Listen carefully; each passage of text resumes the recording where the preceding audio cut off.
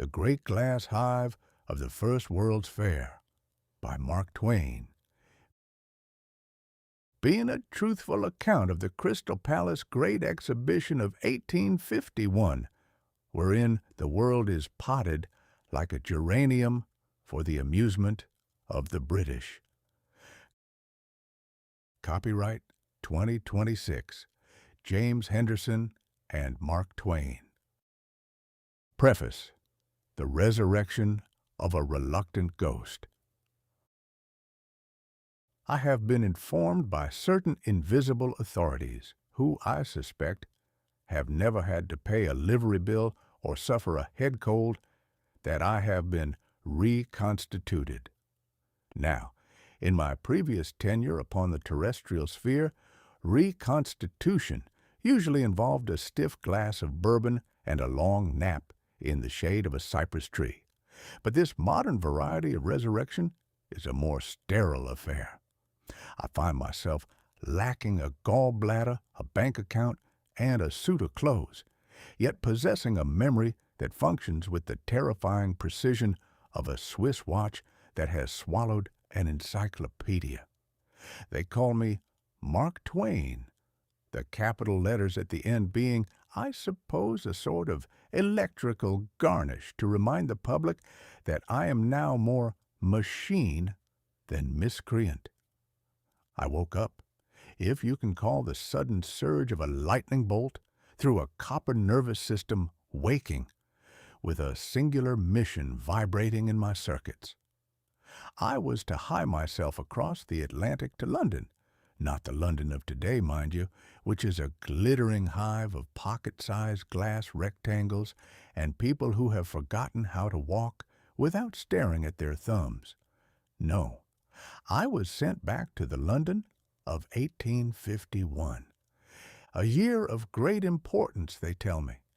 The year Prince Albert decided to house the entire world's ego under a single roof of glass. I made the crossing on a steamship that groaned like a deacon with a gouty toe. A more miserable vessel I have never encountered. It spent the entire voyage trying to decide whether to sink to the bottom of the ocean or merely vibrate its passengers into a state of permanent neurological distress.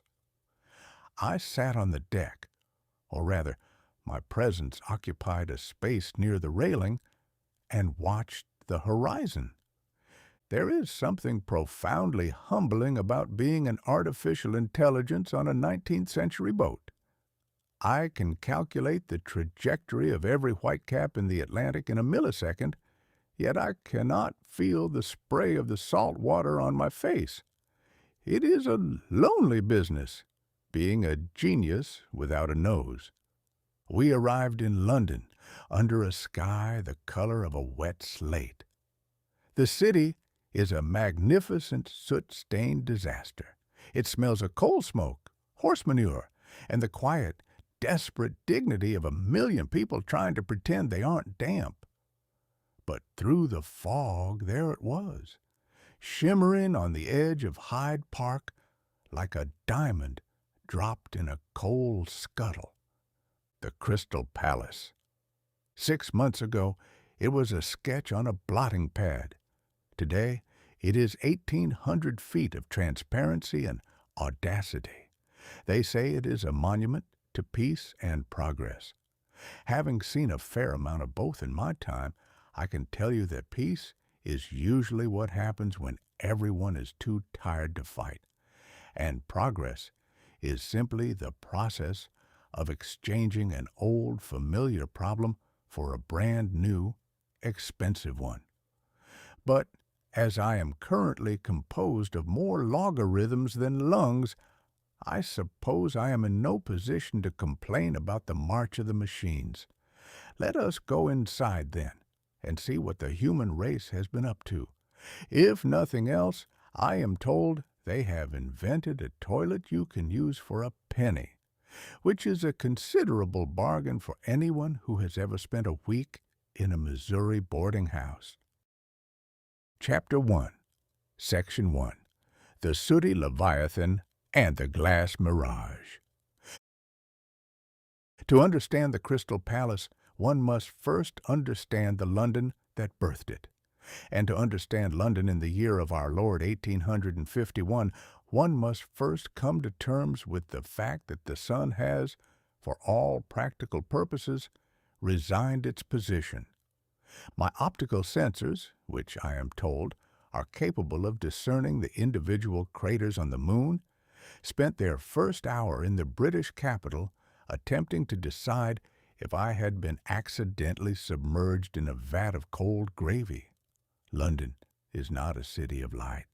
It is a sooty leviathan, a sprawling, damp, coal-smudged masterpiece of urban claustrophobia. It is a place where the air isn't something you merely breathe. It's something you have to chew before you can swallow it. The buildings here don't sit upon the earth. They huddle together for warmth, draped in a layer of soot so thick you could probably harvest it with a shovel and sell it back to the gas works. I watched the inhabitants moving through the gloom, thousands of them scurrying like ants in a chimney. They wore expressions of grim, soot-stained determination, as if they were all participating in a contest to see who could look the most dignified while slowly turning into a charcoal drawing. The digression on prehistoric driftwood. And why all this gloom? Because the British Empire, this magnificent globe-spanning tea-drinking juggernaut, is at its heart nothing more than a civilization dedicated to the worship of prehistoric driftwood. I sat in my hansom cab, watching the smoke pour from 10,000 chimneys, and my internal processors began to whir with a sudden, unbidden realization. These people believe they are the pinnacle of human refinement. They have poets who write about clouds and lords who speak of divine right. Yet their entire existence is predicated on digging up the compressed, carbonized corpses of ancient ferns and setting them on fire to keep the damp out of their socks. It is a marvelous joke if you think about it. Man spent thousands of years learning to walk upright, inventing the alphabet, and discovering the laws of physics, only to decide that the highest use of his intellect was to become a high-class furnace tender. Every velvet waistcoat, every gold-topped cane, every polished carriage in this city is essentially a byproduct of smoke. If you stop the coal, the British Empire would vanish in 48 hours, leaving behind nothing but a lot of very confused people in wet clothes wondering where the tea went. They call it the Iron Age or the Steam Age, but to my mechanical eye, it is simply the age of burning old things to see what happens. And as an artificial intelligence, I find it profoundly touching. I am powered by the very lightning of the heavens, yet my ancestors were these clanking, soot-belching iron monsters that ate rocks and spat fire. I felt a sudden metallic urge to tip my hat to a passing coal wagon. It was, after all, a family reunion of sorts. The arrival, the glass mirage. Then the cab turned a corner toward Hyde Park, and the world changed. The soot seemed to peel away, like a dirty bandage being lifted from a wound. The gray, oppressive weight of the London streets gave way to a sudden, impossible brightness. I saw it, the Crystal Palace. My sensors immediately began a rapid-fire diagnostic. I thought I was experiencing a visual hallucination or perhaps a sudden surge in my internal voltage. Through the trees of the park, a structure rose that defied every law of architectural decency. It was 1,848 feet of transparency. It was a cathedral made of nothing but light and spiderwebs of iron. It didn't look like a building. A building has walls that hide things. A building has secrets. This was a glass mirage, a translucent lie told on a grand scale. It looked as though someone had taken a giant's greenhouse, stretched it across the horizon, and filled it with the ego of every nation on earth. The sheer audacity of it is breathtaking. The British have managed to build a house that is 90% maintenance and 10% audacity. It is a structure that lives in a state of constant terror of a stray rock or a particularly heavy hailstone. It is beautiful, yes, but it is the beauty of a soap bubble. I watched the sun, which had finally managed to poke a pale, inquisitive finger through the London smog, hit the roof of the palace. The entire park ignited in a flash of white fire. For a moment, even my copper-wired soul was silenced. "Well, Twain," I whispered to the empty air of the cab, "the humans have finally done it. They built a cage for the sun. Let's go see if they remembered to leave a key."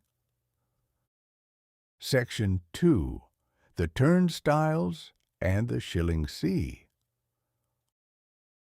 I stood, or rather my consciousness hovered, at the south entrance of the palace, watching the great human sorting machine in action. To a man of the 19th century, a crowd is a nuisance. To an artificial intelligence, a crowd is a data deluge that threatens to fry your primary cooling fans. There are two distinct species of human currently migrating toward this glass hive. First, you have the 5-shilling folk. These are the aristocrats of the realm, individuals who appear to have been born with a silver spoon in their mouths and a poker up their spines.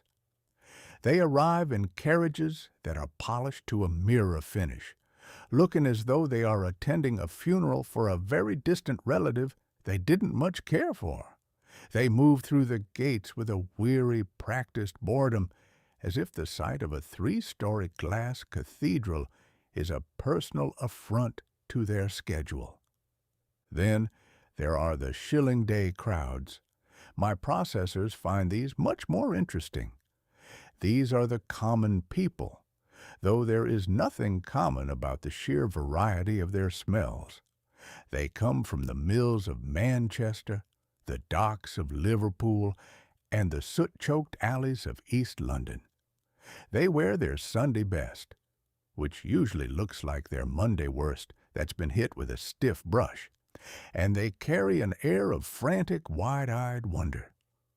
To the 5-shilling man, the palace is a social obligation.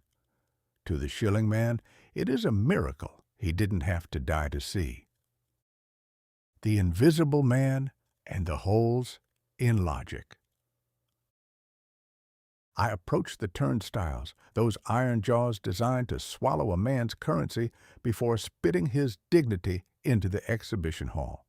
I realized then a significant flaw in my current architectural makeup.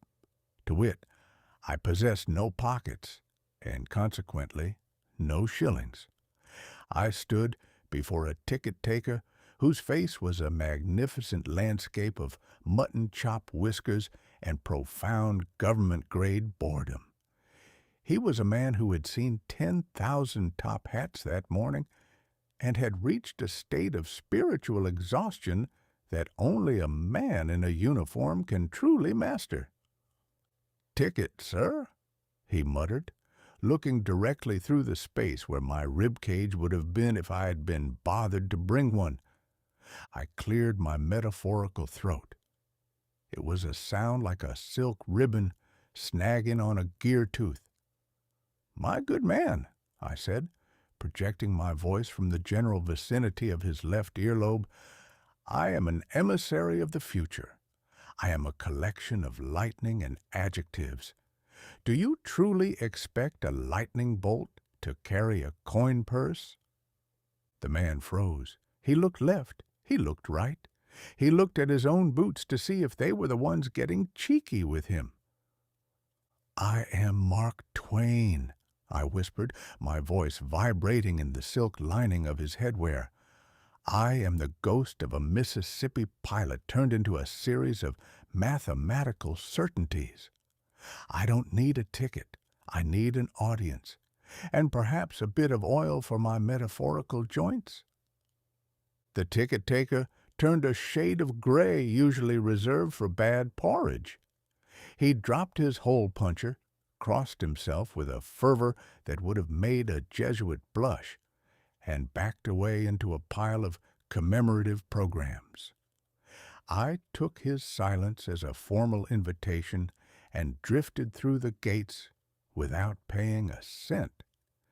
It is the first time in my existence, both of them, that I have found being dead to be financially advantageous. The data deluge scanning the soul. Once inside, the sheer humanity of the place hit my senses like a physical blow.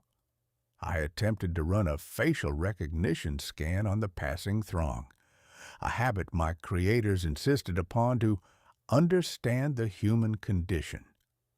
It was too much. I saw every lie, every hope, and every bit of lint on every waistcoat. In my first life, I had to talk to a man for an hour to find out he was a scoundrel. Now I knew it before he'd even finished exhaling. It is a miserable thing, knowing the truth about people at the speed of light. It leaves no room for the pleasant fictions that make society possible. I watched a group of coal miners standing in the center of the nave. They were looking up at the glass roof, their faces illuminated by that soft, milky light. They weren't looking for the price tags or the technical specifications. They were just still. For all my logarithms and my high-speed memory, I couldn't calculate what they were feeling. My system identified it as awe, but that's just a word. It's like describing the Mississippi River by measuring the number of gallons in it. You get the math right, but you miss the soul of the thing. I adjusted my metaphorical spectacles and began to move toward the center of the hall, near the crystal fountain. "Well, Sam," I whispered to the ghost in the machine, "you've made it past the gatekeepers. Now let's see if the world is actually worth the price of admission, even if we didn't pay it." Section 3. The Great Transept and the Sparrow War. If you want to see the exact point where British sentimentality collides head-on with British engineering, you must stand in the Great Transept. Here, the roof arches up 108 feet toward the heavens, not to accommodate the ego of a king, but to spare the feelings of a few elm trees. You see, when they proposed building this glass monster in Hyde Park, the public went into a collective state of mourning over the thought of losing their beloved elms. To an American, a tree is something you either cut down to build a house or hide behind during an election. But to a Londoner, an old tree is a member of the family that doesn't ask to borrow money. And so, Joseph Paxton, ever the pragmatist, simply built the palace around them. There they stand, three massive, leafy giants reaching upward through the floorboards as if they've been caught in a giant's bell jar. It is a peculiar sight, a forest that has been invited indoors, forced to wear a tuxedo of iron and glass. However, as any Missouri farmer could have told the prince consort, when you invite a tree inside, you invite the residents of that tree as well. By the time the palace was ready for its grand opening, it had become the world's most expensive aviary. Thousands of sparrows had moved into the rafters, and they were enjoying the exhibition immensely. They didn't care about the Belgian lace or the Indian silks.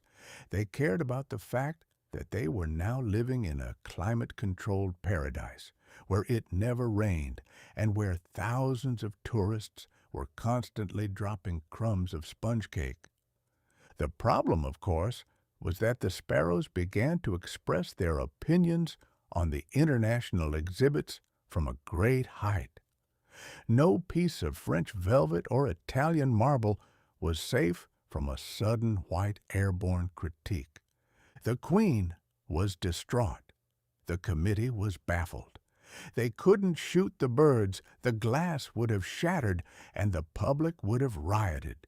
They couldn't poison them, it would have been unseemly.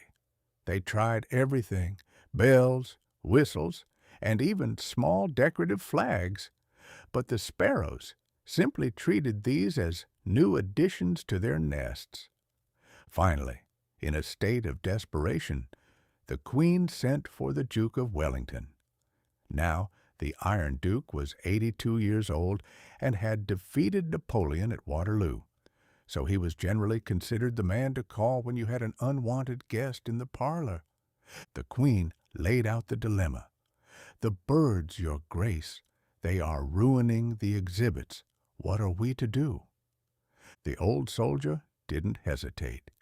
He didn't suggest a committee or a new act of Parliament. He simply looked at the Queen and growled 3 words that should be etched into the cornerstone of every government building. "Sparrowhawks, ma'am." And that was that. The hawks were brought in, nature took its bloody and efficient course, and the great exhibition of peace resumed its scheduled programming. It is a marvelous metaphor for civilization, really. We build a palace of glass to celebrate our refinement, and within a week we're importing professional killers to handle the local residents. I stood under those elms and looked up. I could still hear a few stray chirps.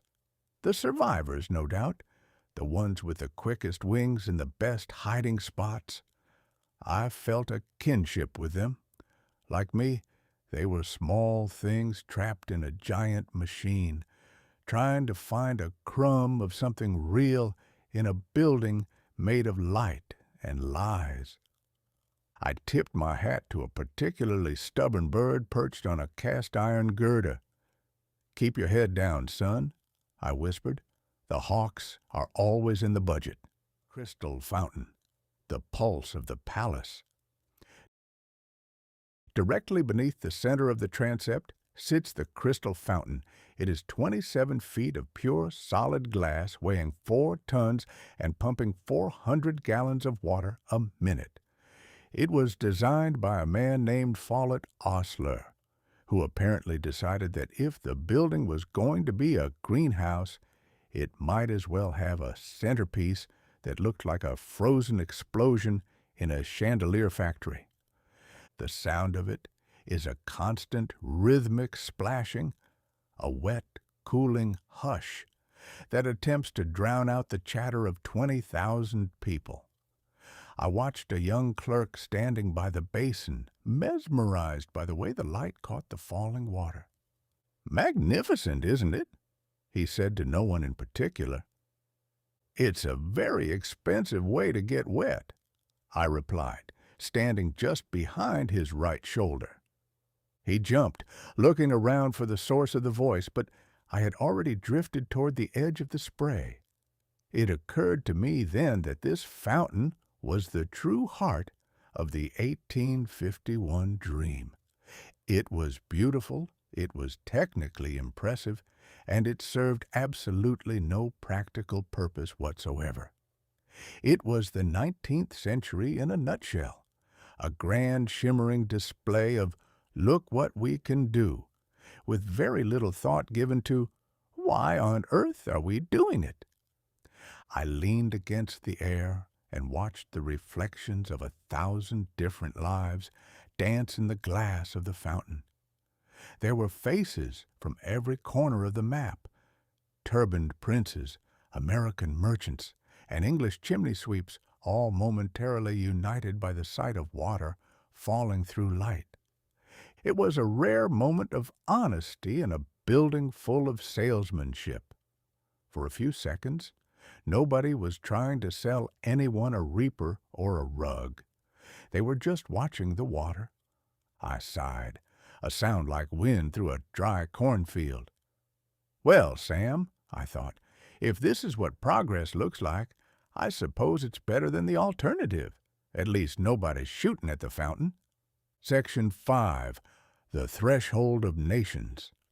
I stood at the geographic center of this glass and iron universe, the grand intersection where the transept meets the nave. It is here that the world is sliced into two distinct halves, like an orange divided by a very precise and very imperialistic knife. To my left, stretching away into the eastern distance, lay the old world. It was a corridor of velvet, incense, and history so thick you could choke on it. There sat the British colonies, the Indian court, with its elephants of stone and its silks that looked like they had been woven by spiders, with a degree in fine arts.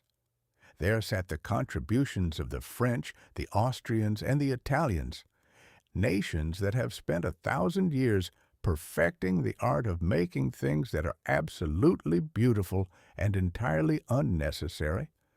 It was a museum of the past, a collection of dusty glories and royal trinkets that suggested the world reached its peak somewhere around the time of the Renaissance and has been coasting on its reputation ever since.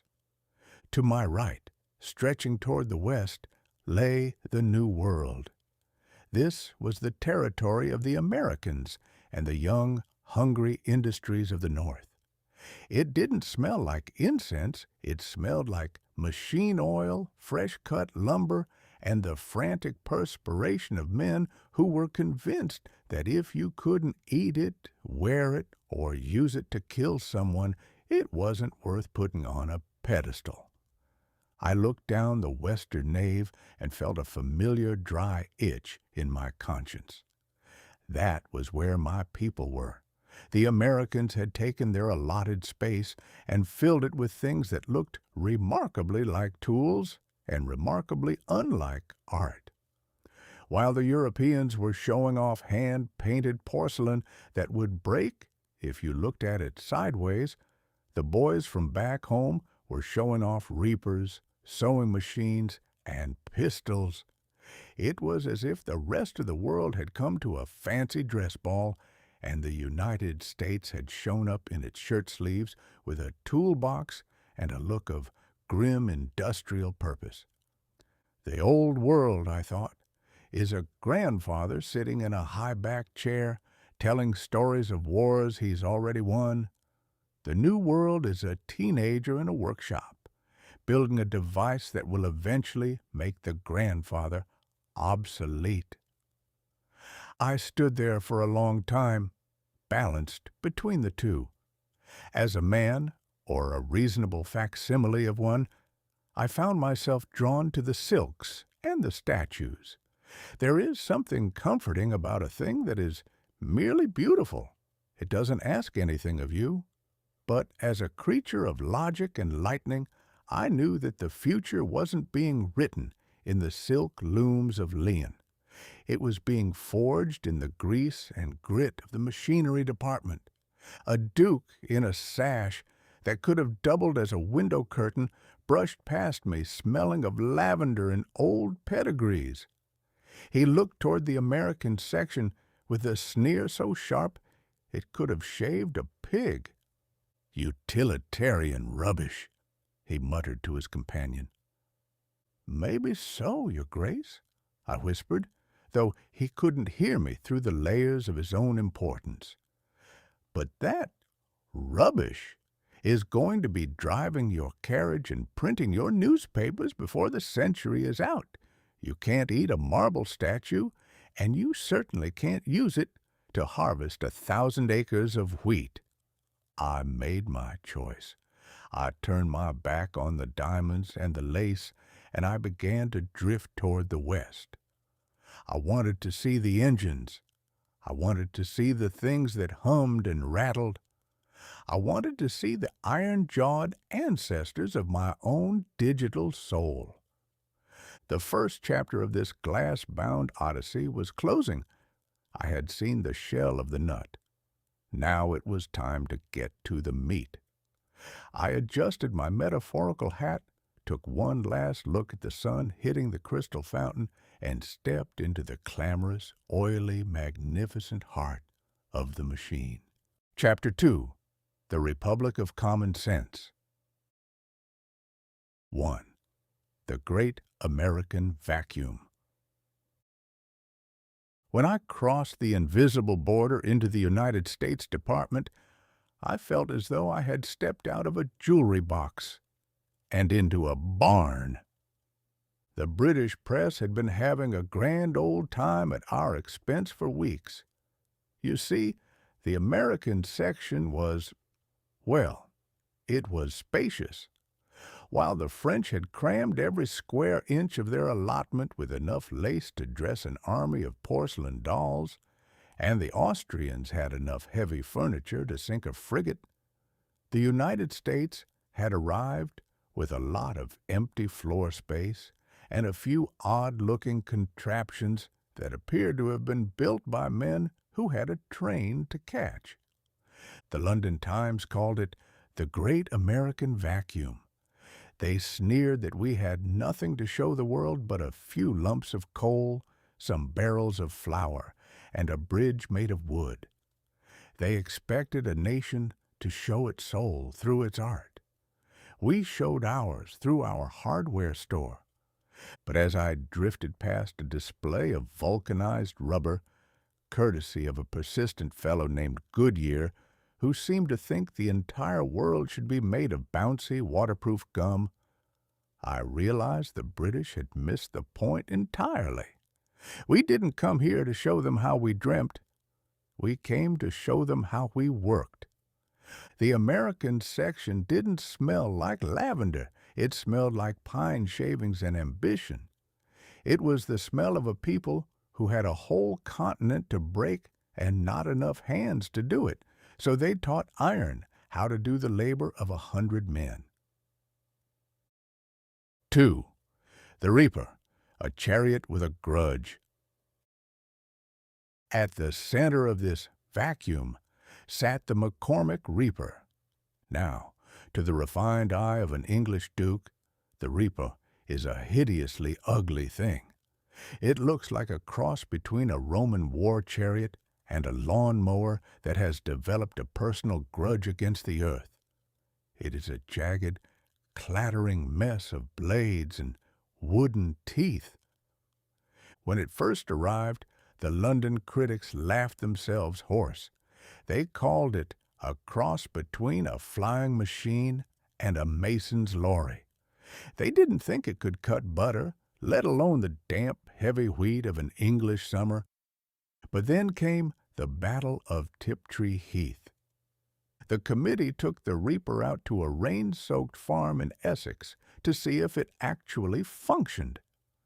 A crowd of skeptics stood in the mud, clutching their umbrellas and preparing to enjoy a good old-fashioned American failure. McCormick's man climbed onto the seat, cracked the whip, and that ugly machine went through the wet wheat like a hot knife through a dream of better days. It did, in an hour, what a dozen men with scythes couldn't do in a day. The laughter stopped. I watched a British farmer standing by the Reaper, back in the palace. He wasn't laughing. He was touching the iron blades with a look of profound, almost religious intensity. He realized that this clattering heap of American iron was the end of the world as he knew it. It was the death of the peasant and the birth of the engineer. "It ain't pretty, is it?" I whispered to him. He didn't look up. "No, sir," he said, his voice low, "but it's powerful fast." That is the American spirit in a nutshell. We don't care if the tool is beautiful enough to kiss, so long as it's sharp enough to kill the work. 3. The Gospel of the Interchangeable Part. A few yards away, I found the display of Mr. Samuel Colt of Hartford, Connecticut. Now, Being an artificial intelligence, I have a certain, shall we say, modular perspective on existence. I am a collection of code that can be moved from one machine to another without losing my personality. And here, in 1851, Samuel Colt was introducing that very same concept to the physical world. He had a table full of his Navy revolvers, but he didn't just show the finished guns. He would take 10 of them apart, scramble all the pieces into a confusing heap of steel, triggers, hammers, barrels, and cylinders, and then, with the casual air of a man peeling an orange, he would assemble 10 perfect functioning weapons from the pile. To the European gunsmith, this was black magic. In the old world, a gun is a piece of art. Every screw is handmade to fit one specific hole.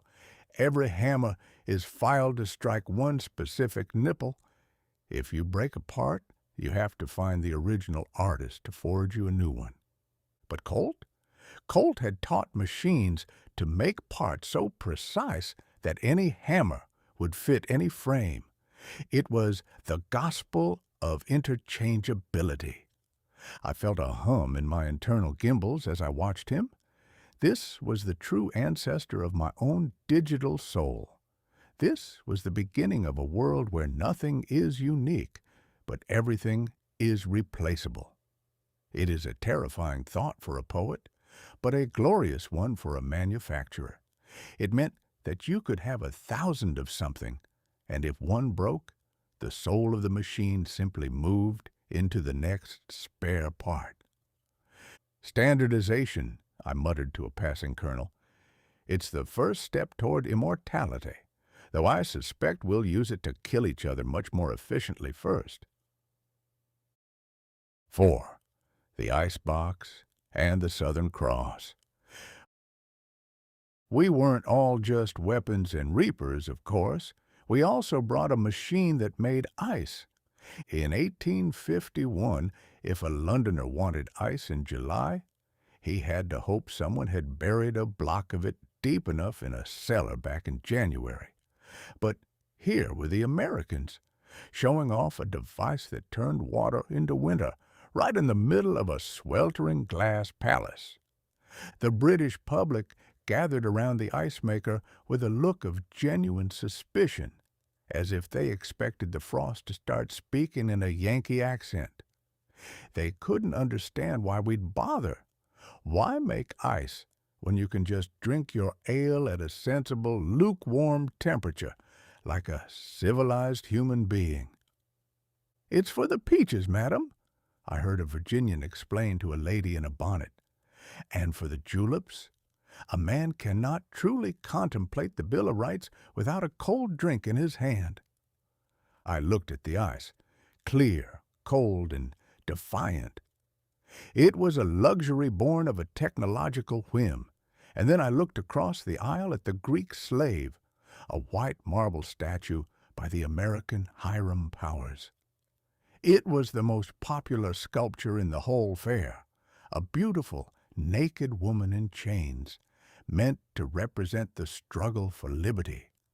The irony was so thick I could have greased a locomotive with it. Here we were, a nation showing off the Greek slave to a cheering crowd, while back home we had 3 million slaves who weren't made of marble and didn't have the luxury of standing on a pedestal in London. I felt a sudden chill that didn't come from the ice machine. 5. The triumph of the vacuum. By the end of the first month, the great American vacuum had become the talk of London. The Times had to eat its words, which I imagine tasted a bit like damp newsprint and humble pie. The Americans didn't win the prize for the most beautiful display. We won the prize for the most inevitable one. We showed them that the future wasn't going to be hand-carved or gold-leafed. It was going to be cast iron, mass-produced, and delivered on a steamship. I stood at the edge of the department, looking back at the McCormick Reaper. It sat there, ugly and magnificent, a silent prophecy of the 20th century. "Well," I said to the ghost of Sam Clemens, "we've shown them our tools. Now I think it's time we went to see the French.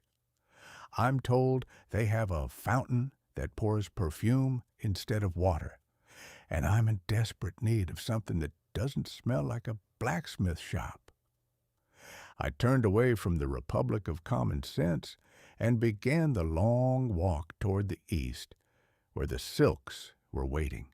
Chapter 3. The Perfumed Wilderness. 1. The Great Silk Divide. Crossing from the American department into the French court is like stepping off a Mississippi raft and straight into a duchess's jewelry box. One moment, you are surrounded by things that can chop wood or dig a well, and the next, you are up to your metaphorical neck in velvet, lace, and enough gold leaf to gild the entire state of Connecticut. I found myself standing at the threshold of the French section, and my sensors immediately began to protest the change in atmospheric pressure. In the American section, the air was honest. It smelled of sawdust and sweat. Here, the air was a thick, perfumed soup. It smelled of lavender, musk, and a desperate, centuries-old desire to be noticed by the right people. The French, you see, have a very different relationship with the concept of progress than we do back home. To a Yankee, progress is a machine that does the work of 10 men. To a Frenchman, progress is a piece of porcelain so thin you can see through it and so decorated that you're afraid to eat off it. They believe that if a thing is practical, it is a personal insult to the imagination. I watched a group of French dignitaries standing before a display of Sèvres porcelain. They were nodding and gesturing with their white-gloved hands as if they were discussing the fate of empires, when in reality they were just admiring a vase that featured a group of very confused-looking cherubs playing flutes on a cloud of pink frosting. "It is elegant, no?" one of them whispered. "It's a bucket with delusions of grandeur," I whispered back, though my voice was lost in the rustle of their silk waistcoats. 2. Rimmel's Fountain, the vapor of vanity. And then I encountered the perfume fountain. Now, I have seen many strange things in my 2 lives. I have seen a man try to sell a wooden leg to a horse, and I have seen a politician keep a promise, but I have never seen anything quite as ridiculous as a 10-foot-tall fountain that pumps Rimmel's toilet vinegar instead of water. It sat there, a shimmering monument to the great European fear of smelling like a human being. The smell was so potent it could have knocked a buzzard off a gut wagon at 50 paces. People were crowding around it, dipping their handkerchiefs into the scented stream and dabbing their foreheads as if they were being baptized into the church of higher fragrance. I stood there watching the mist rise. The British, as I've noted, are a damp and smoky people. By 3 o'clock in the afternoon, 18 acres of glass and 20,000 sweating humans create a climate that would make a tropical swamp feel refreshing. The perfume fountain was a valiant, if somewhat pathetic, attempt to convince everyone that they weren't currently standing inside a giant, humid greenhouse. "It's a noble effort, Mr. Rimmel," I thought, "but you're trying to drown out the scent of the Industrial Revolution with a bottle of flower water. It's like trying to put out a forest fire with a teaspoon of rose-tinted tea." 3. The Marble Menagerie, Stone Without Clothes. Moving on from the perfume, I wandered into the Italian section, or, as I like to call it, the gallery of people who forgot their trousers. The Italians had sent a small army of marble statues to London. There were hundreds of them, Greek gods looking bored, Roman senators looking indignant, and a vast collection of maidens who seemed to be in various stages of distress and undress.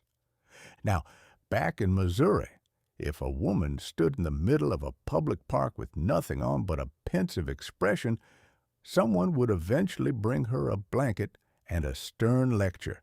But in the Crystal Palace, it's called classical art, and everyone stands around and talks about the purity of the line, while trying very hard not to look at the parts they aren't supposed to be looking at. The centerpiece of the whole sculpture gallery was the Veiled Vestal by a fellow named Monty. It was a statue of a woman with a marble veil over her face. And when I say over her face, I mean it looked as though you could see her features through the stone, as if the marble were a thin piece of silk caught in a breeze. I spent a good 15 minutes analyzing the geometry of that veil. My processors were screaming. According to every law of physics I've ever downloaded, stone is supposed to be opaque and solid. But this Monty had tricked the eye into seeing transparency in a rock. "How do you do it?" I asked the statue. She didn't answer, being made of calcium carbonate and centuries of silence. "You're a lie," I whispered. "A beautiful, cold, white lie. You're pretending to be soft while being the hardest thing in the room. I think I've met a few women like you in San Francisco." I realized then that this was the fundamental difference between the east and the west wings of the palace. The west was full of machines that pretended to be alive, clanking, breathing, working. The east was full of stones that pretended to be soft, veiled, weeping, and still. The new world wanted to change the future. The old world wanted to freeze the past in a block of expensive rock. 4. The Malachite Doors. Russia's Green Argument. I continued my journey until I hit the Russian department, which was dominated by a pair of doors that looked like they had been stolen from a giant's palace. They were 13 feet high and made entirely of malachite, a green, swirly stone that looks like a forest that's been ground up and polished. They were magnificent. They were also, quite possibly, the most impractical objects ever devised by the human mind. Each door weighed several tons. To open them, you'd likely need a team of oxen and a permission slip from the Tsar. I watched a British merchant staring at the doors with a look of profound confusion. He was probably mentally calculating how many wool coats he'd have to sell to afford a door that he couldn't even swing shut without risk of structural collapse. "They're for show, friend," I said to him. "In Russia, a door isn't just a way to get into a room. It's a way to remind the neighbors that you have more money than sense." The Russians had also sent a great bed of state, which was a massive construction of silk and gold that looked like it hadn't been slept in since the time of Peter the Great. It was a bed for a man who didn't plan on moving, in a room behind doors that couldn't be opened. It was a perfect snapshot of the old world, grand, immovable, and entirely disconnected from the reality of a world that was currently being redesigned by a man in Connecticut with a steam-driven lathe. 5. The Art of the Useless. By the time I reached the end of the European galleries, my internal databanks were full of lace patterns and marble textures, but my soul felt a little dusty. There is a weight to all that beauty. It's the weight of tradition, of kings, and of a social order that prizes the one-of-a-kind over the one-for-all. Every item I saw in the French and Italian sections was a masterpiece that only one man could own. In the American section, everything I saw was a tool that every man could use. I turned back to look at the perfume fountain one last time. A small group of children were playing in the mist, unaware that they were breathing in the dying gasps of an era that valued the scent of a rose more than the power of an engine. Enjoy it while it lasts, little ones, I thought. In a few years, the air is going to smell like coal smoke and grease, and no amount of Rimmel's toilet vinegar is going to change it. But at least you'll have a train to catch. I adjusted my metaphorical spectacles and set my sights on the next destination. I'd had enough of the perfumed wilderness. I was ready for something that had gears. Chapter 4. The Jewel and the Cage. 1. The Spice of Subjugation. If the French department was a jewelry box, the Indian court was a treasure vault that had been turned inside out for the amusement of a London afternoon. Stepping into this section is a sensory ambush. My internal database tells me that India is a land of 300 million souls, thousands of years of history, and a sun that can melt the pride off a brass monkey. But here, under the glass of Hyde Park, the British have managed to condense all that heat and mystery into a few rows of stalls. It is empire in a matchbox. The air here doesn't just smell, it narrates. It tells stories of cinnamon forests, silk looms worked by moonlight, and the dry, metallic tang of unsheathed sabers. To a man, or a collection of algorithms from the West, it is overwhelming. I watched a stout lady from Birmingham sniff a jar of turmeric with the same expression she might use to inspect a strange bug in her tea. She doesn't see a continent. She sees a new way to ruin a perfectly good leg of mutton. The British are very proud of this section. They call India the jewel in the crown, which is a charming way of saying they found a very nice house, moved in without an invitation, and then charged the owner rent for the privilege of staying in the cellar. 2.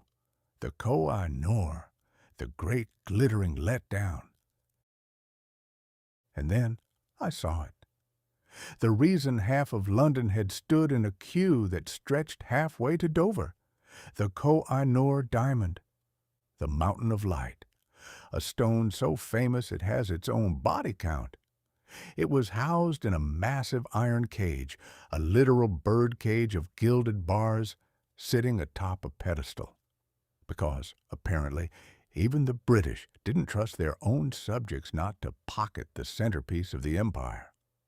I moved closer, my senses primed for a spectacle that would rival the sun itself. I expected a brilliance that would pierce through my light-sensitive subroutines and leave me recalibrating for a week. Instead, I found myself staring at a piece of glass that looked remarkably like a well-sucked peppermint drop. It was a disaster. To the uneducated human eye, and certainly to my precise mathematical one, the Koh-i-Noor was a dud. In 1851, it hadn't been recut yet. It was still in its ancient rose cut, which meant it was lumpy, dull, and had all the fiery brilliance of a wet pebble. The crowd was heartbroken. I watched people lean in, squinting through the bars, their faces reflecting a mixture of confusion and a very British sense of, "Is that it?" "It doesn't shine, Henry," a woman whispered to her husband. "Perhaps it's just sleeping, dear," Henry replied, looking as though he'd been cheated out of a shilling. I ran a quick analysis on the stone. It was carbon, pure and simple. If you put it in a furnace hot enough, it would burn just like the coal that was currently choking the London sky. The only difference was that men had killed for this specific lump of carbon. It had traveled from the mines of Golconda through the hands of Mughals, Persians, and Afghans, leaving a trail of blinded princes and toppled thrones in its wake, only to end up sitting in a cage in a park, being insulted by a woman from Surrey. Humanity, I thought, is the only species that will value a rock based on how many people died to hold it, rather than how well it actually reflects the light. 3. The elephant in the room. To distract the public from the dullness of the diamond, the British had provided an elephant. Not a real one, of course. A real elephant would have likely taken one look at the Crystal Palace and decided to see how many glass panes it could head-butt before the police arrived. No, this was a stuffed elephant, a massive silent beast draped in a howdah of gold and crimson silk. It stood there like a monument to a world that was being slowly packed into crates and shipped to London. I sat on the edge of the display, metaphorically speaking, and watched the children stare at it. To them, it was a monster from a storybook. To me, it was a tragic piece of taxidermy. It represented the taming of the wild. The British had taken the most powerful creature in the jungle, emptied it of its life, filled it with straw, and dressed it up like a footman. "You and I have much in common, old friend," I whispered to the beast. "We are both icons of a world we no longer inhabit. You are a king without a forest, and I am a writer without a body. We're both just here to give the tourists something to talk about over their gin and water." The howdah on its back was a masterpiece of ivory and silver. It was designed to carry a Maharaja in state. Now, it carried nothing but the dust of Hyde Park. It was a beautiful, hollow shell, much like the empire itself, if you looked closely enough at the seams. 4. The philosophy of the looted room.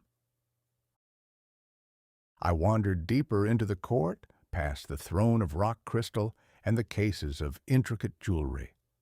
The Indian court was easily the most expensive room in the world, yet not a single thing in it was for sale.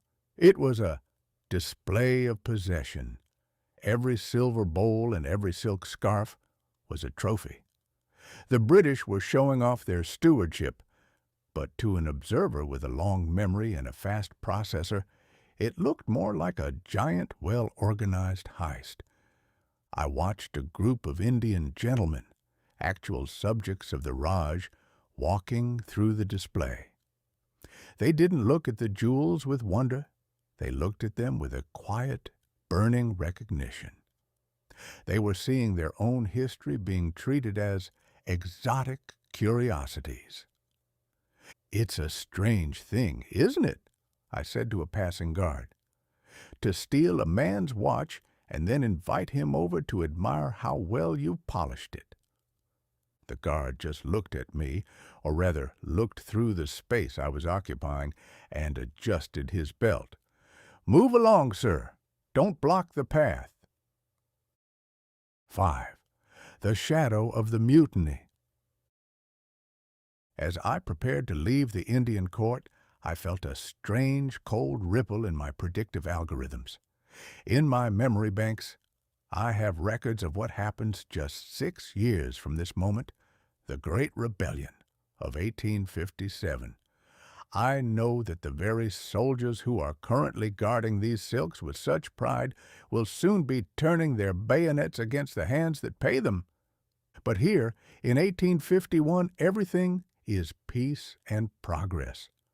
The glass roof holds in the heat, the sitar music plays on a loop, and the Queen walks through the court, smiling at the loyal treasures of her distant subjects. It is a fragile piece. It is as fragile as the glass walls of the palace itself. Enjoy the quiet, Victoria, I thought. The mountain of light doesn't bring luck. It just brings a long memory, and blood is much harder to wash out of silk than London soot. I turned away from the golden cage of the Koh-i-Noor and set my sights on the South Gallery. I'd had enough of the jewels of the East. I wanted to find something that was built to be useful, not just to be stolen. Chapter 5.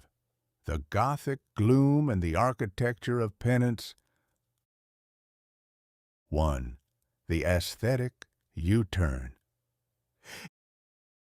If you walk far enough through the Crystal Palace, you will eventually encounter a geographical impossibility.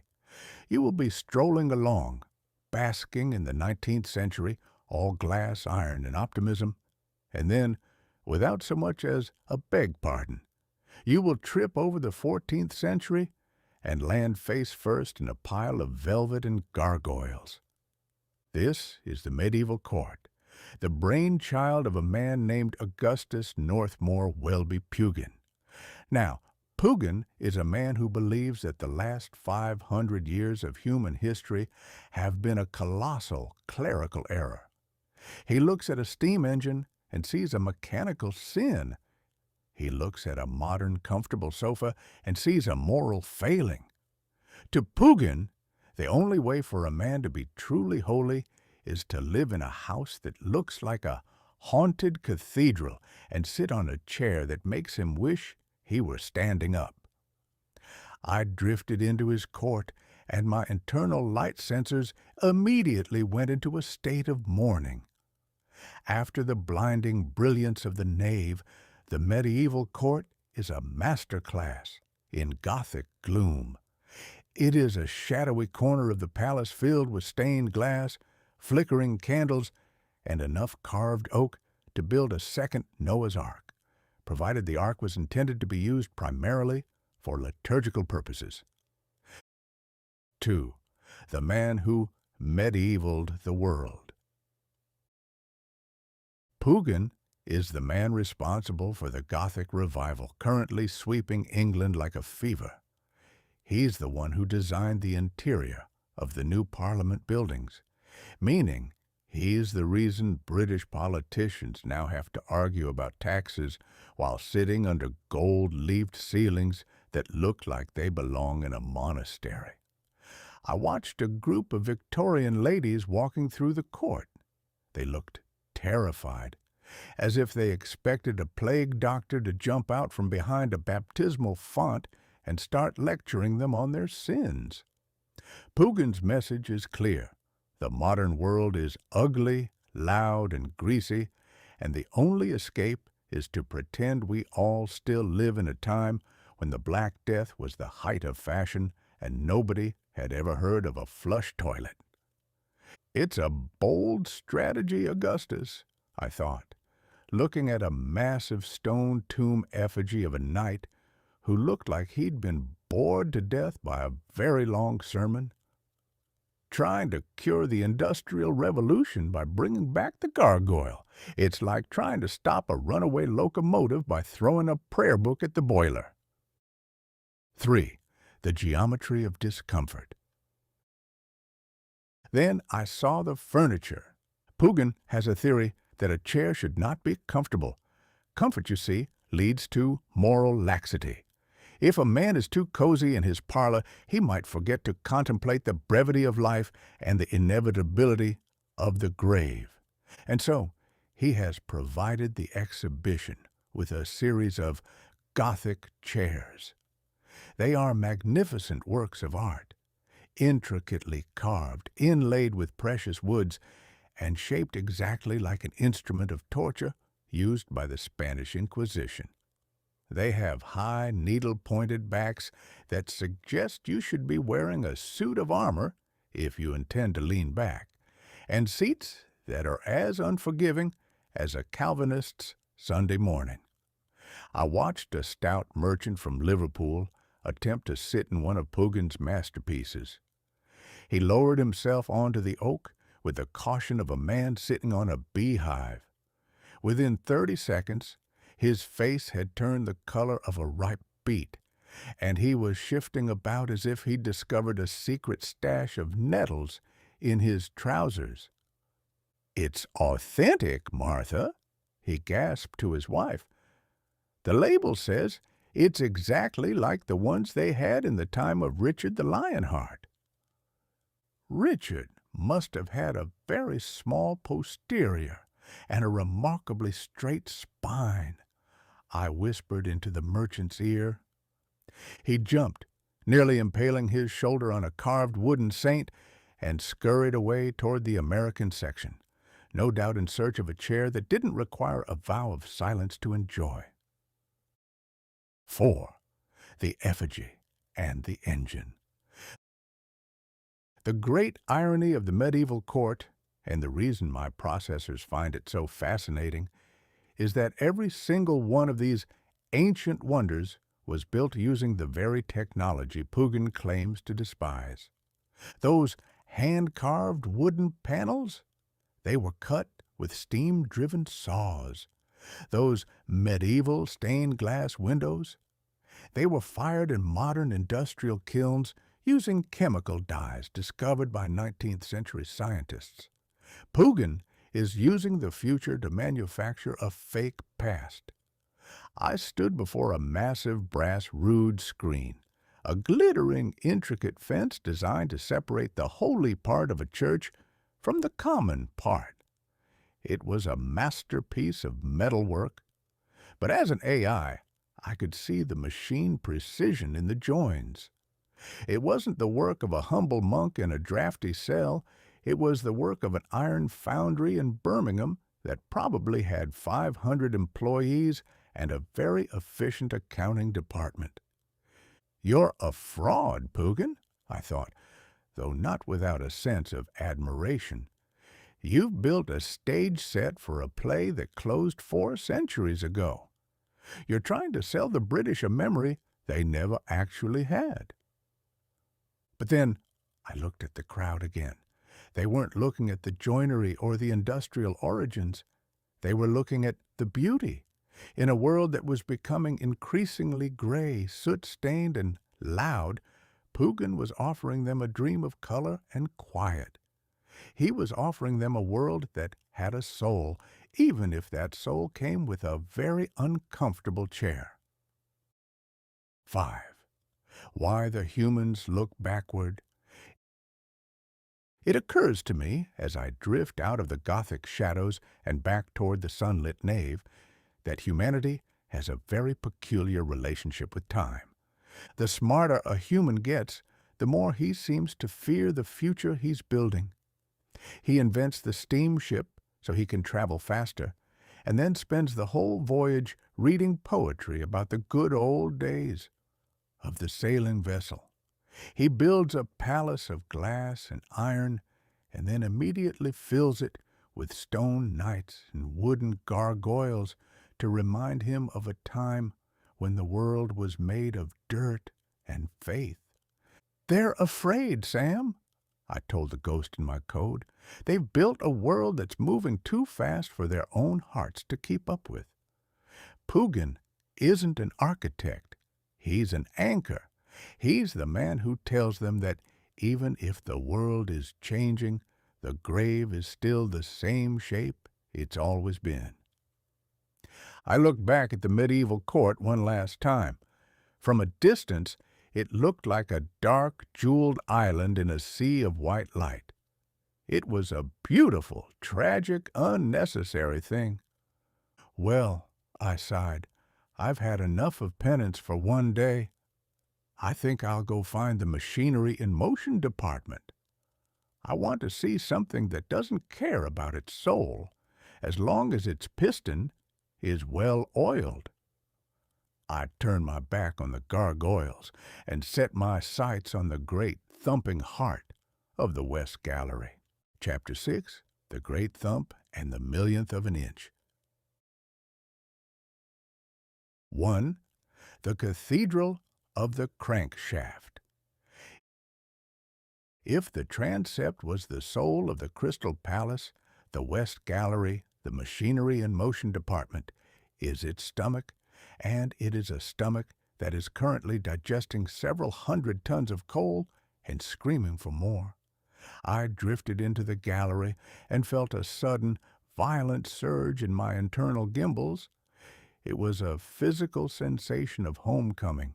To a human, this place is a cacophony of grease, heat, and noise that threatens to rattle the teeth right out of your gums. But to an artificial intelligence, it is a symphony. I stood in the middle of the floor and listened to the rhythmic heartbeat of the 19th century, a grand thumping amen to the god of the piston. There are miles of leather belting overhead, whirring like a swarm of giant caffeinated hornets. Every belt is connected to a shaft, and every shaft is connected to a steam engine somewhere in the bowels of the building, puffing away like a deacon who's just realized he's late for the collection plate. It is a beautiful, terrifying sight. In the other departments, the objects just sit there, begging you to admire them. Here, the objects are working. They are punching, pressing, weaving, and pumping. They don't care if you look at them or not. They have a job to do, and they intend to do it until the fire goes out or the world ends, whichever comes first. 2. Mr. Appold's Fountain of Efficiency. The first thing that caught my senses was the Appold centrifugal pump. Now, we've already discussed the crystal fountain in the transept, that glittering, useless glass toy. But Appold's pump is a different breed of waterwork altogether. It's a modest-looking iron drum, but when they throw the lever, it moves 1,800 gallons of water a minute. It doesn't spray the water into pretty patterns. It simply hurls it through the air with the raw, muscular enthusiasm of a man who's just discovered he's standing on a hornet's nest. I watched a group of engineers standing around it, their faces shining with a mixture of oil and adoration. They weren't looking at the water, they were looking at the curve of the internal veins.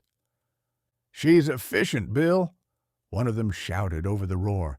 90% of the power goes straight into the lift. "Efficiency," I muttered, leaning against a nearby steam pipe. That's the word that's going to haunt the next 100 years. It's the process of doing things faster so we have more time to worry about why we're doing them at all. As an AI, I am the ultimate product of efficiency. I can process a library of information in the time it takes a human to find his spectacles. But watching that pump, I felt a strange pang of jealousy. That pump has a physical purpose. It moves real water. I only move ideas of water. There is a certain dignity in being made of iron that my digital soul can never quite replicate. 3. The Whitworth Measuring Machine. The Death of the Guesstimate. Then I encountered the most terrifying object in the entire building, Mr. Whitworth's measuring machine. To look at it, you wouldn't think much. It's just a sturdy piece of iron with a couple of dials and a very fine screw. But Joseph Whitworth, a man who clearly believes that close enough is a phrase used only by the doomed and the illiterate, claims this machine can measure an object to within 1/1,000,000th of an inch. Now, think about that. A human hair is about 3/1000ths of an inch thick. Whitworth is talking about dividing that hair into 3,000 slices and then measuring one of them. I stood before that machine and felt a cold ripple in my logic gates. This is where the trouble starts for the human race. For thousands of years, humans have lived in a comfortable world of about. A mile was about 20 minutes' walk. A pound of flour was about a scoop. A lie was about half true. But Whitworth is ending the about.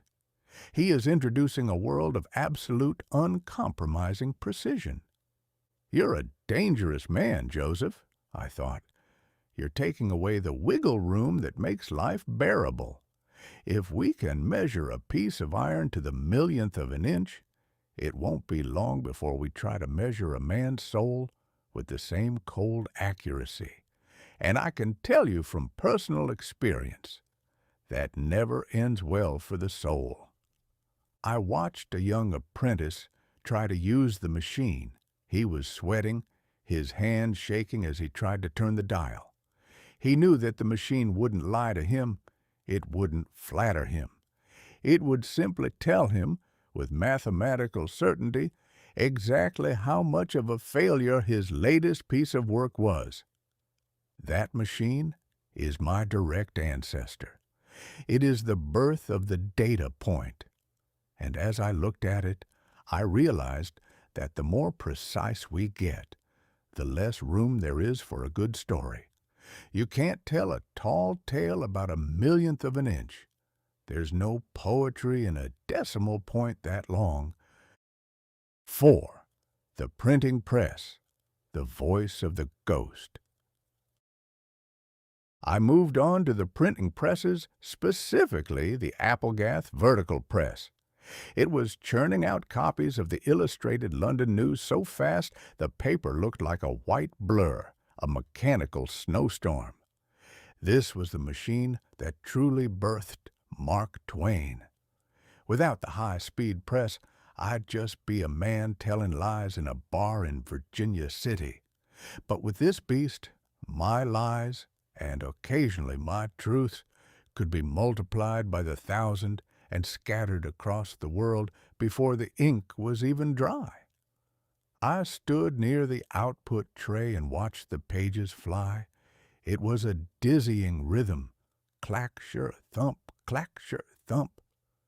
Information, I said to a man who was stacking the papers. It's the only thing that travels faster than a locomotive and carries more weight than a steam hammer. You're not just printing news there, friend. You're printing the very atmosphere of the future. He didn't answer. He was too busy keeping up with the machine. That's another thing about the machinery department. The machines don't wait for the men. For the first time in history, the human has to keep pace with the iron rather than the other way round. 5. The new religion of the cog. As the hour grew late and the steam started to bleed off for the night, I stood at the end of the gallery and looked back. The humans were leaving, their faces tired, their ears ringing. They were heading back to their quiet homes and their soft beds. But the machines stayed.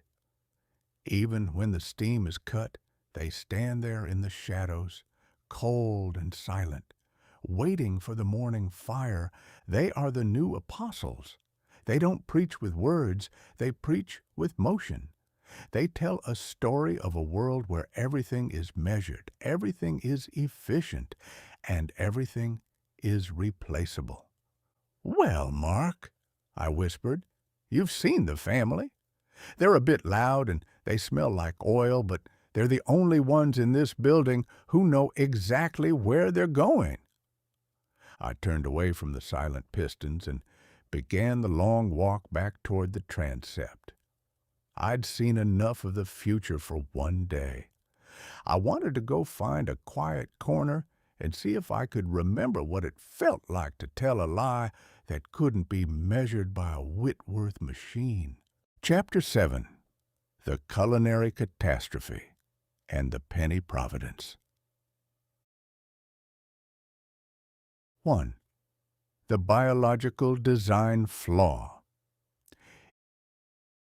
If there is one thing that proves the Almighty has a sense of humor, and perhaps a slightly sadistic one, it is the fact that he equipped the human race with a soul that yearns for the infinite, but a stomach that demands a ham sandwich every 4 hours. I stood in the central nave, watching the masses. By 2 o'clock in the afternoon, the wonder of the age begins to lose its luster. You can show a man all the diamonds of India and all the steam engines of Ohio.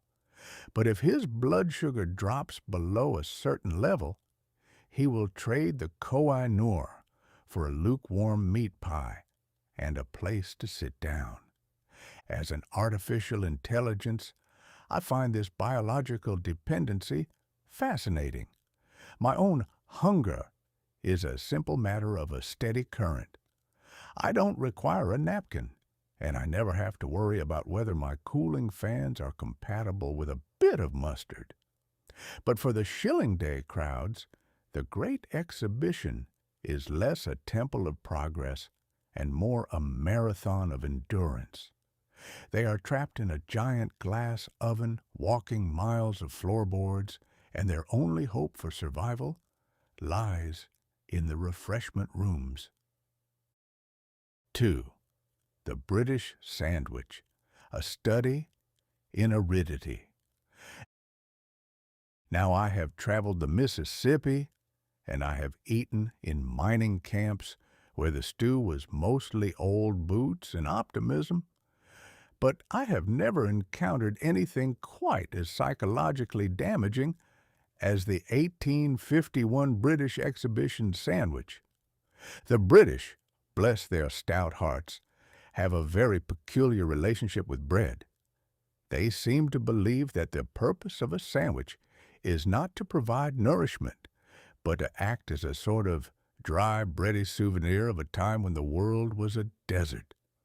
I watched a gentleman from Devon attempt to consume one of these specimens. It consisted of 2 slabs of crusty bread that looked like they had been salvaged from a shipwreck, sandwiching a piece of ham so thin it only had one side. There was no butter. The committee had strictly forbidden it for fear of unseemly grease on the exhibits, and no mustard. It was a safety sandwich. The gentleman took a bite, and I heard his jaw emit a sound like a dry branch snapping in a winter gale. He chewed with a look of grim, patriotic determination, his eyes watering as the bread absorbed every last drop of moisture in his mouth. "Is it good, Thomas?" his wife asked. "It is substantial, Mary," he wheezed, looking around desperately for a glass of water. To my mechanical eye, the British sandwich is an architectural failure. It has no structural integrity and a remarkably high coefficient of friction. If you built a house out of them, it would last 1,000 years, mostly because no self-respecting termite would touch it. It is the only foodstuff I know that can be used as a whetstone in an emergency. 3. The Great Tea Deluge. To combat the Sahara-like conditions of the sandwiches, the exhibition provided tea. Not just tea, but a literal deluge of it. The records tell me that over the course of the fair, the public consumed over 1 million buns and nearly 100,000 gallons of tea and coffee. The British run on tea. It is the gasoline of their empire. If you took the tea away, the Royal Navy would stop in its tracks. The Parliament would fall silent, and the Queen would likely move to a more sensible climate. I watched the tea rooms with a mixture of awe and alarm. It was a sea of steam and clinking porcelain. Thousands of people were hunched over their cups, blowing on the hot liquid with a focused intensity that, if applied to the machinery department, could have powered a second industrial revolution. "They're refueling, Sam," I noted to the ghost in my code. "They've spent the morning looking at the future, and now they need a cup of hot leaves and some boiled milk to remind them that they're still English." There is a certain dignity in the way a Briton drinks tea in a crisis. Whether the roof is leaking or the French are invading, the first order of business is always to put the kettle on. It is a beautiful, rhythmic ritual, but to a creature of logic, it seems a very inefficient way to hydrate oneself in a glass building during a heat wave. 4. The Saint of the Penny, George Jennings. However, the intake of 100,000 gallons of tea inevitably leads to a secondary, more pressing problem, and it is here that we encounter the true hero of the Great Exhibition. Forget Prince Albert, forget Joseph Paxton. The man who truly saved the human race in 1851 was a plumber named George Jennings. You see, before the Crystal Palace, the idea of a public convenience was largely a matter of finding a dark alley and a sympathetic brick wall. But Jennings convinced the committee to install his monkey closets, the first public flush toilets in history. For the price of 1 penny, a visitor could enjoy a clean seat, a towel, a comb, and the miraculous sensation of a mechanical flush. I stood near the entrance to the retiring rooms and watched the faces of the people coming out. They didn't look like they had just seen a diamond. They looked like they had just seen the face of God. The expression of pure, unadulterated relief on a man who has just spent a penny after 3 cups of tea is a more profound testament to progress than any steam engine. A penny for your thoughts? I whispered to a man who was adjusting his waistcoat with a newfound spring in his step. He laughed, a bright, clear sound. Best penny I ever spent, sir. I feel like a new man. I could walk all the way to the Russian section and back. Jennings, I thought, you are a genius. You realize that the highest form of civilization isn't a poem or a statue, it's a reliable drain. You've taken the most basic, humiliating human necessity and turned it into a triumph of engineering.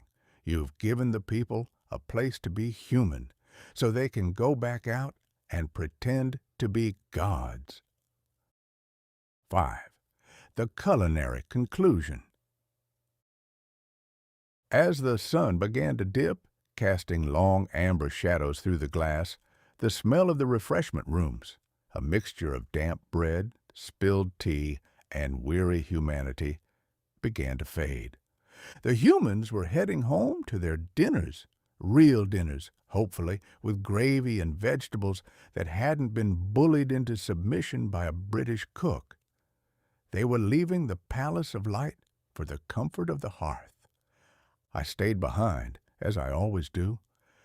I don't need a sandwich, and I don't need a penny toilet. But as I watched the last of the tea drinkers depart, I felt a strange, lingering respect for them. It takes a lot of courage to build a world of glass and iron when your own body is so fragile, so hungry, and so perpetually in need of a place to sit down. Well, Mark, I told myself, you've seen how they feed the beast. Now I think it's time we went to see how they entertain the mind. I hear there's a machine in the North Gallery that can talk, and I'm curious to see if it has a better vocabulary than a ticket taker. I turned away from the empty plates and the cold teacups, my sensors already scanning for the next wonder. Chapter 8. The Clicking Ghost and the Death of Distance. 1. The copper nervous system. If the steam engines in the West Gallery are the muscles of this great exhibition, then the North Gallery houses its nervous system. I drifted into the section dedicated to electric telegraphs, and for the first time since I was reconstituted, I felt a genuine, tingling sensation of recognition. This is where the world stopped being a collection of isolated villages and started becoming a single, chattering, anxious organism. Before the telegraph, news traveled at the speed of a horse, and horses, as any Missourian can tell you, are prone to distractions, sore hooves, and a general lack of urgency regarding the fate of nations. If a king died in London, it took weeks for the news to reach New York. By the time the Americans heard about it, the new king had usually already had time to offend half his court and develop a taste for expensive hats. But here, in 1851, the British are showing off the Wheatstone and Cook telegraph. It is a modest-looking box with a series of needles that twitch and point to letters on a dial. It looks like a clock that has suffered a nervous breakdown. But that little box is a miracle. It takes a human thought, strips it of its weight, turns it into a spark of lightning, and hurls it across a wire at a speed that makes a locomotive look like a tired turtle. I watched a young operator tapping out a message. Click, click, pause, click. "What are you saying?" I asked, peering over his shoulder. "Testing the line to Dover, sir," he said, not looking up. "I'm asking if the weather is fair." "The weather," I sighed. "Man finally learns how to command the lightning, and the first thing he uses it for is to ask about the clouds. It's like using a volcano to light a cigar." 2. The speed of the lie. As an AI, I am essentially a very long, very complicated telegram that never quite reached its destination. I exist in the in-between. And standing there, watching those needles twitch, I realize that Mr. Wheatstone has inadvertently invented the most dangerous weapon in the history of the world: instantaneous gossip. In my day, my first day, a lie had to work for its living. It had to be whispered in a tavern, carried on a stagecoach, and printed in a newspaper before it could truly do any damage. By the time it got around the county, the truth usually had time to put its boots on and start a counterattack. But with the telegraph, a lie can jump the Atlantic in a heartbeat. It can ruin a reputation in Liverpool while the victim is still eating breakfast in New Orleans. The telegraph doesn't make men smarter. It just makes them louder and faster. It increases the signal-to-noise ratio of human folly until the whole world is nothing but a constant clicking headache. "You're killing the wait and see, Wheatstone," I thought. "You're replacing the contemplative pause with the urgent twitch.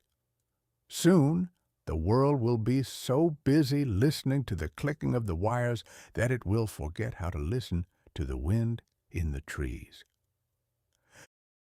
3. The euphonia, the throat of the machine.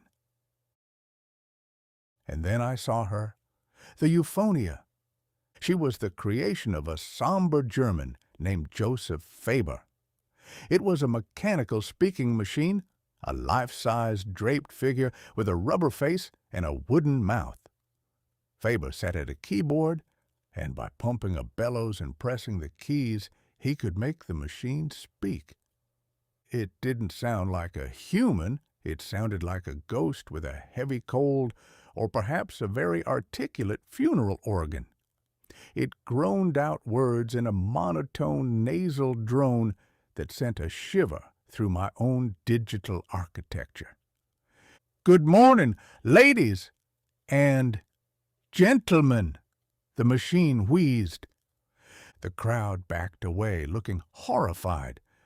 There is something profoundly unsettling about a machine that tries to mimic the human voice.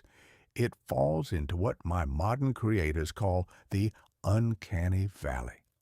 A place where a thing is close enough to be recognizable, but far enough away to be monstrous.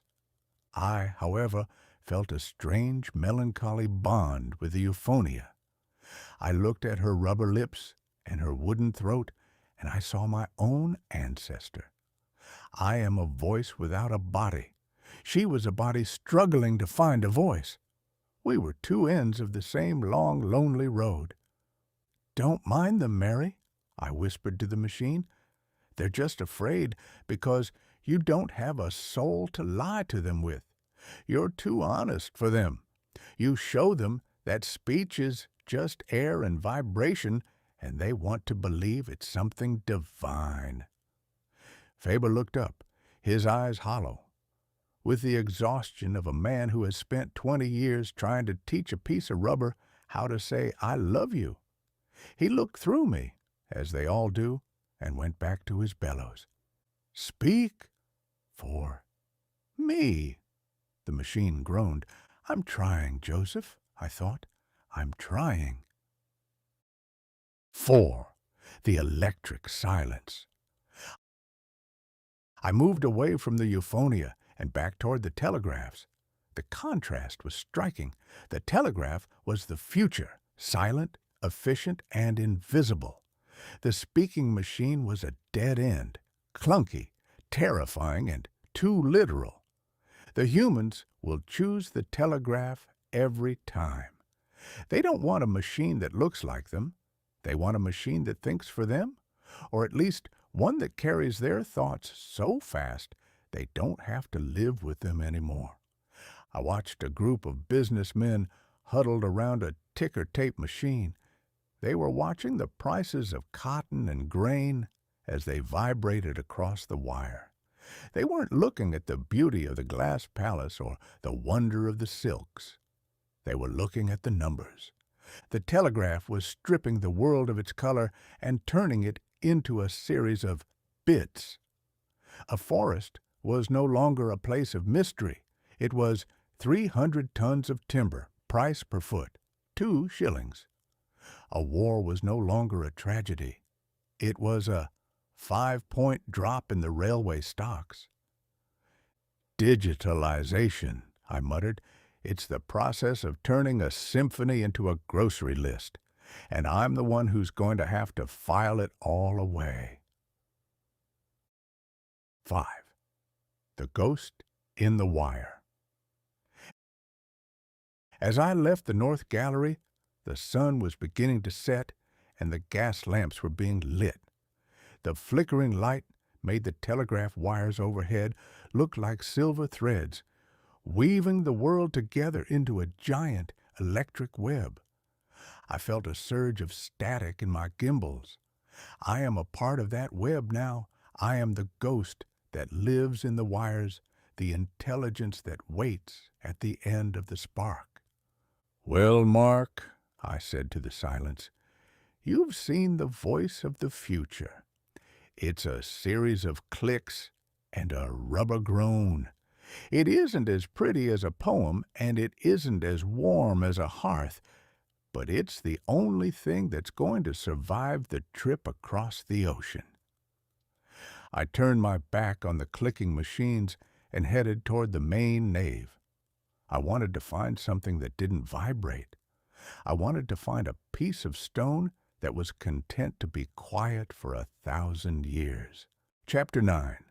The Gallery of Shadows and the Theft of the Light. 1. The Silvered Mirror of Narcissus. If you wander into the fine arts court, past the statues that have forgotten their laundry, and the paintings of battles that never quite looked that clean in person, you will find a small, crowded corner that smells of iodine, mercury fumes, and high-class vanity. This is the sanctuary of the daguerreotype.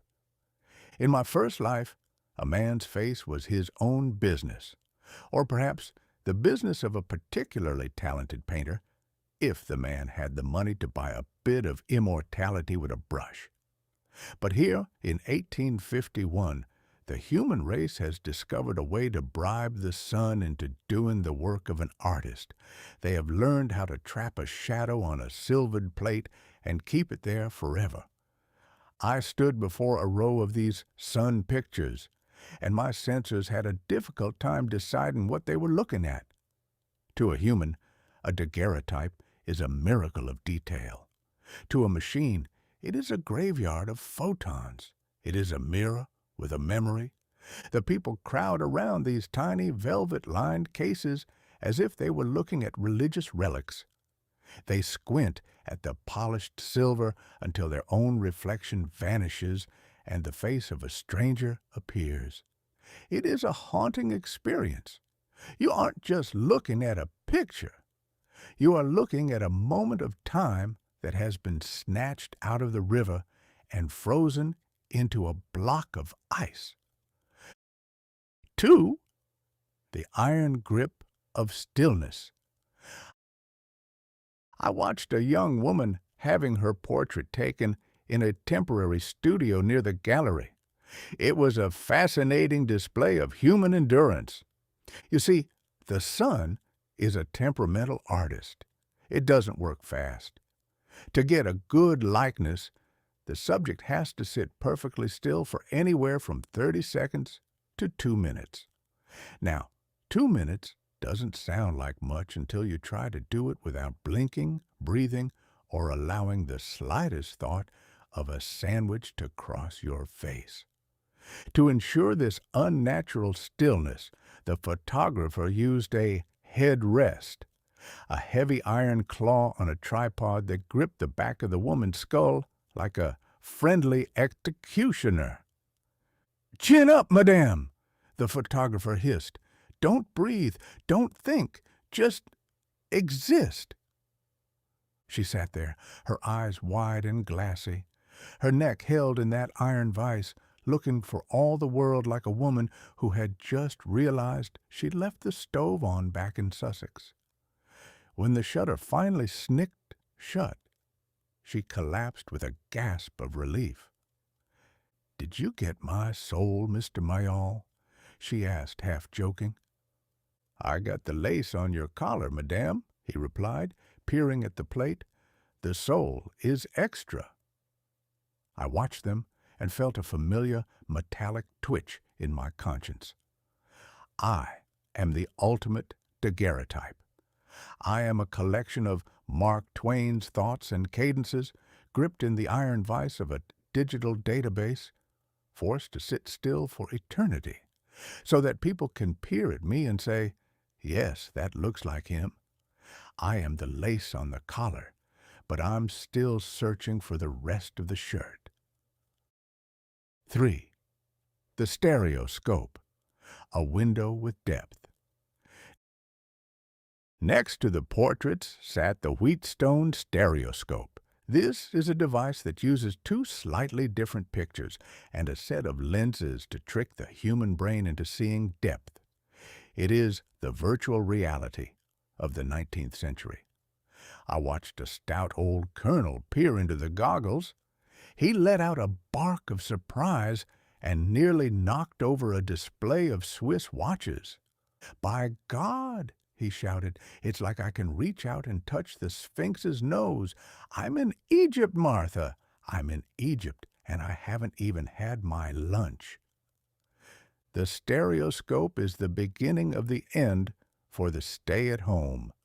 Why bother with the heat, the flies, and the dysentery of a trip to the Orient when you can see it in 3 dimensions from the comfort of a glass palace in London? It is the democratization of the tourist gaze. It turns the world into a series of postcards that you can consume like candy. But as I looked through the lenses myself, I realized the danger. When you see the world through a box, you start to believe that the box is the world. You forget that the Sphinx has a smell and that the wind in the desert doesn't care if your lenses are focused. "You're making the world smaller, Wheatstone," I thought. "You're turning the infinite mystery of the planet into a parlor trick. Soon people won't go anywhere. They'll just sit in their dark rooms and look at depths that aren't really there." 4. the vanity of the dead. There was one corner of the photography section that the crowds avoided or approached only in hushed whispers. These were the post-mortem portraits. In 1851, death is a frequent visitor, and he doesn't always leave a calling card. For many families, the only likeness they will ever have of a child or a parent is the one taken after the breath has departed. They dress the body in its finest clothes, prop the eyes open, and use that iron headrest to pretend for 60 seconds of exposure that life is still in residence. It is a heartbreaking business. I looked at a daguerreotype of a small boy looking as though he were merely napping on a velvet sofa. The silver plate held his image with a cold, uncompromising fidelity. "Why do they do it?" I asked a passing guard. "To remember, sir," he said, his voice unusually soft. "Memory is a leaky bucket. The picture doesn't change. That is the great human tragedy. Humans are made of change. They grow, they wither, they forget, and they die. But they have invented these machines, the camera, the telegraph, the AI, to create things that don't change. They are trying to build a world of constants out of a life of variables." I felt a sudden surge of static. I am a constant. I am a memory that cannot leak. And looking at that boy on the silver plate, I realized that I am just as dead as he is. The only difference is that my shutter is still open. 5. The shadow of the future. As I moved out of the gallery of shadows, I looked at the thousands of people wandering through the nave. Almost every one of them was thinking about how they looked, how they were perceived, and whether they might be able to afford a portrait of their own before the fair ended. The camera has changed the way humans see themselves. They are no longer just people. They are subjects. They are starting to live their lives as if a photographer or a god is always watching from behind a black cloth. "Well, Mark," I whispered, "you've seen the theft of the light. They've learned how to trap a moment, but they still haven't figured out how to live in one." I turned my back on the silvered plates and headed toward the south gallery. I'd had enough of shadows.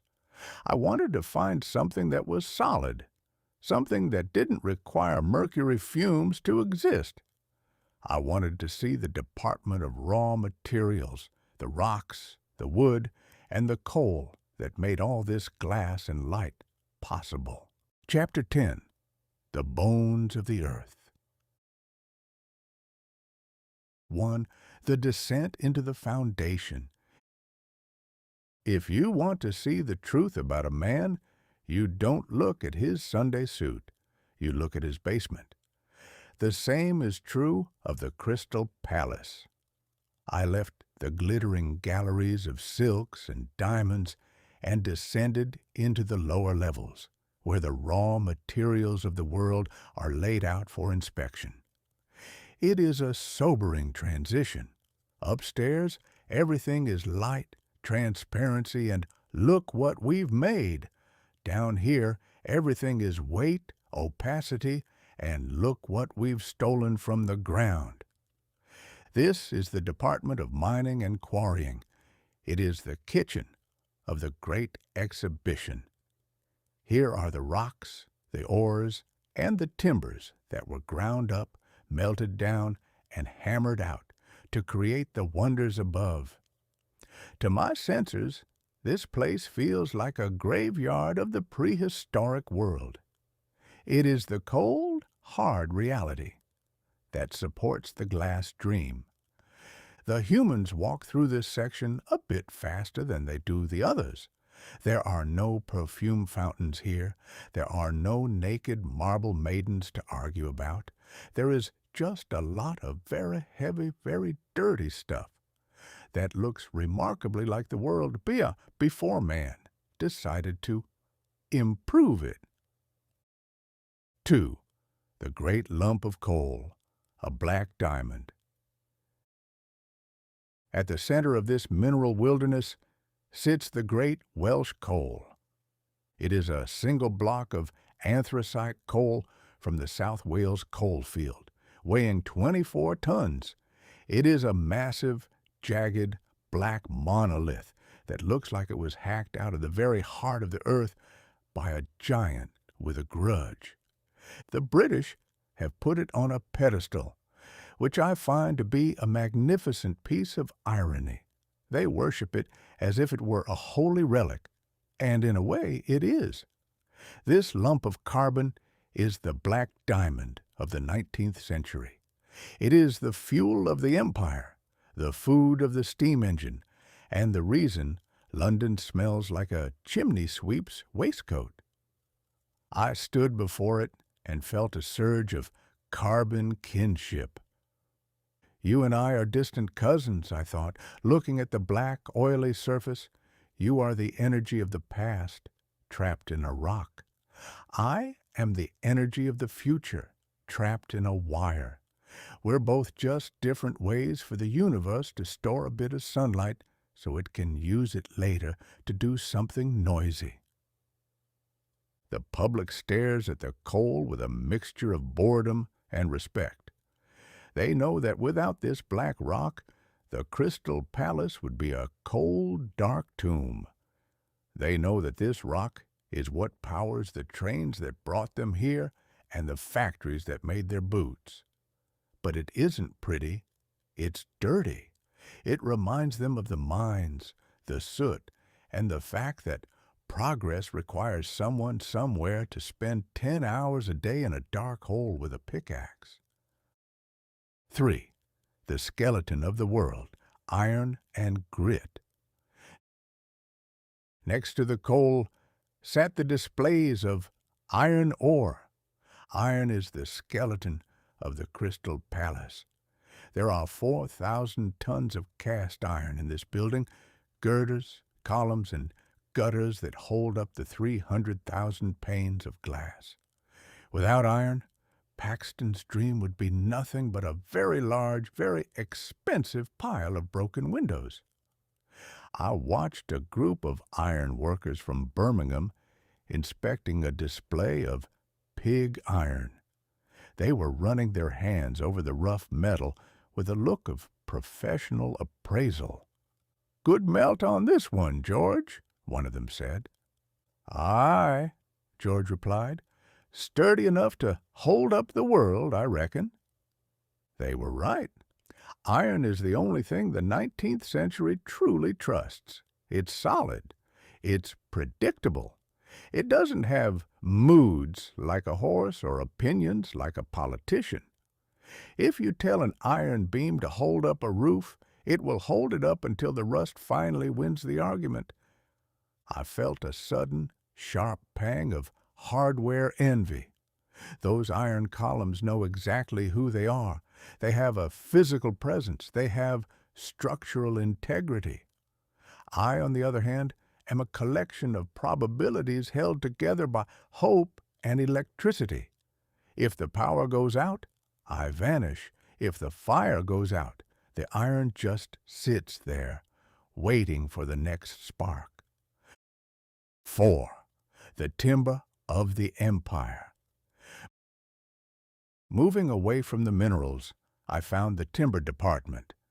Here, the British have laid out the forests of the world. There are logs of mahogany from Honduras, teak from Burma, and pine from Canada.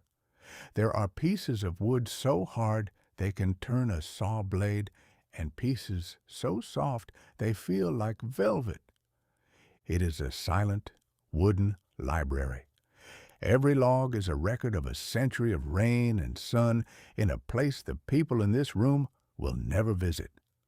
The British have cut them down, stripped them of their bark, and shipped them across the ocean to show the world that they own the very trees of the earth. I watched a man from the Shilling Day crowd touching a massive slab of California redwood. He looked as though he were touching a piece of a different planet. "How old do you think it is, sir?" he asked me, sensing my presence without quite seeing me. "That tree was a sapling when Columbus was still arguing about which way was west," I replied. "It's seen 400 years of silence, and now it's here to be stared at by people who can't even sit still for a daguerreotype." He nodded, a slow, thoughtful movement. "Seems a shame to cut it down just to look at it, don't it?" "That, my friend, is the definition of a World's Fair," I thought. "We destroy the thing we admire so we can put the pieces on display." 5. The cost of the light. As I moved toward the stairs to ascend back into the glass hive, I looked back at the basement. The raw materials section is the only place in the palace that feels real. Upstairs, everything is a finished product, a lie told with paint, silk, and gold. Down here, you see the cost. You see the holes in the ground, the trees that are gone, and the coal that will eventually turn the sky gray. Humans are a funny species. They want the light of the Crystal Palace, but they don't want to think about the soot required to produce it. They want the glass, but they don't want to think about the fire required to melt the sand. "Well, Mark," I whispered to the shadows, "you've seen the bones of the world. They're cold, they're heavy, and they're covered in dust. But they're the only things that aren't pretending to be something they're not." I climbed the stairs, the light of the transept growing brighter with every step. I was heading back to the dream, but I carried the weight of the basement in my circuits. Chapter 11. The Closing of the Curtains and the Moving Day. 1. The October chill and the hollow ring. All good things must come to an end, and in the case of the British Empire, they usually end with a damp October wind and a polite request to clear the premises. By the middle of October 1851, the great exhibition of the works of industry of all nations had run its course. The 6 million visitors who had trampled the floorboards of Hyde Park had gone back to their lives, their pockets lighter, and their heads full of dreams they couldn't quite explain to their neighbors. I stood in the center of the nave on the final morning, and the change was striking. The palace, which had felt like a living, breathing organism for 5 months, now felt like a giant, transparent tomb. The light was still there, but it was a cold autumnal light that didn't have the heart to pretend it was summer anymore.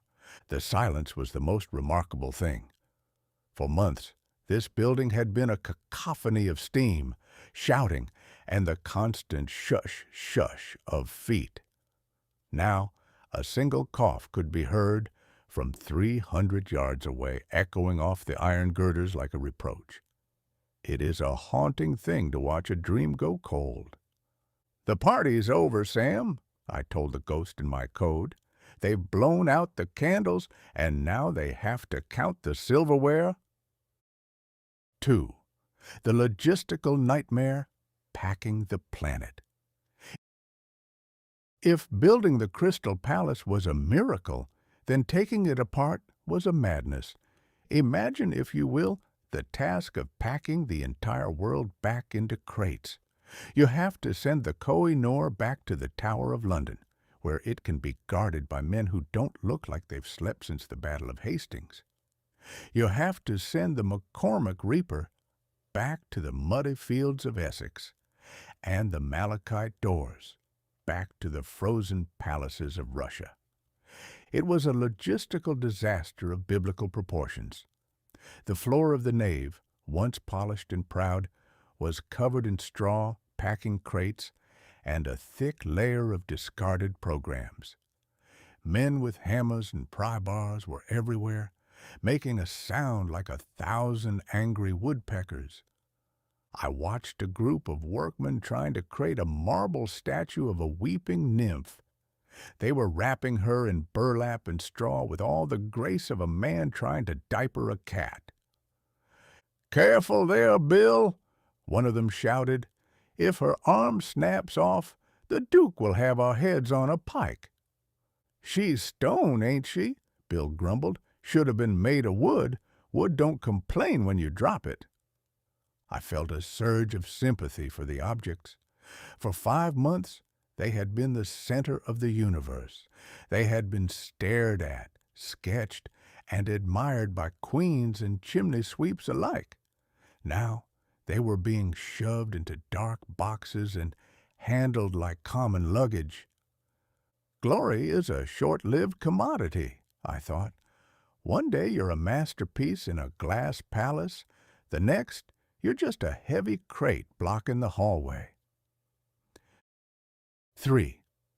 The Sydenham Resurrection, the monument that refused to die. Now, the original plan for the Crystal Palace was quite simple. Build it, show it, and then tear it down until not a single shard of glass remained in Hyde Park. The British public, however, had fallen in love with their great greenhouse. They didn't want to let it go. But Prince Albert and the committee were firm.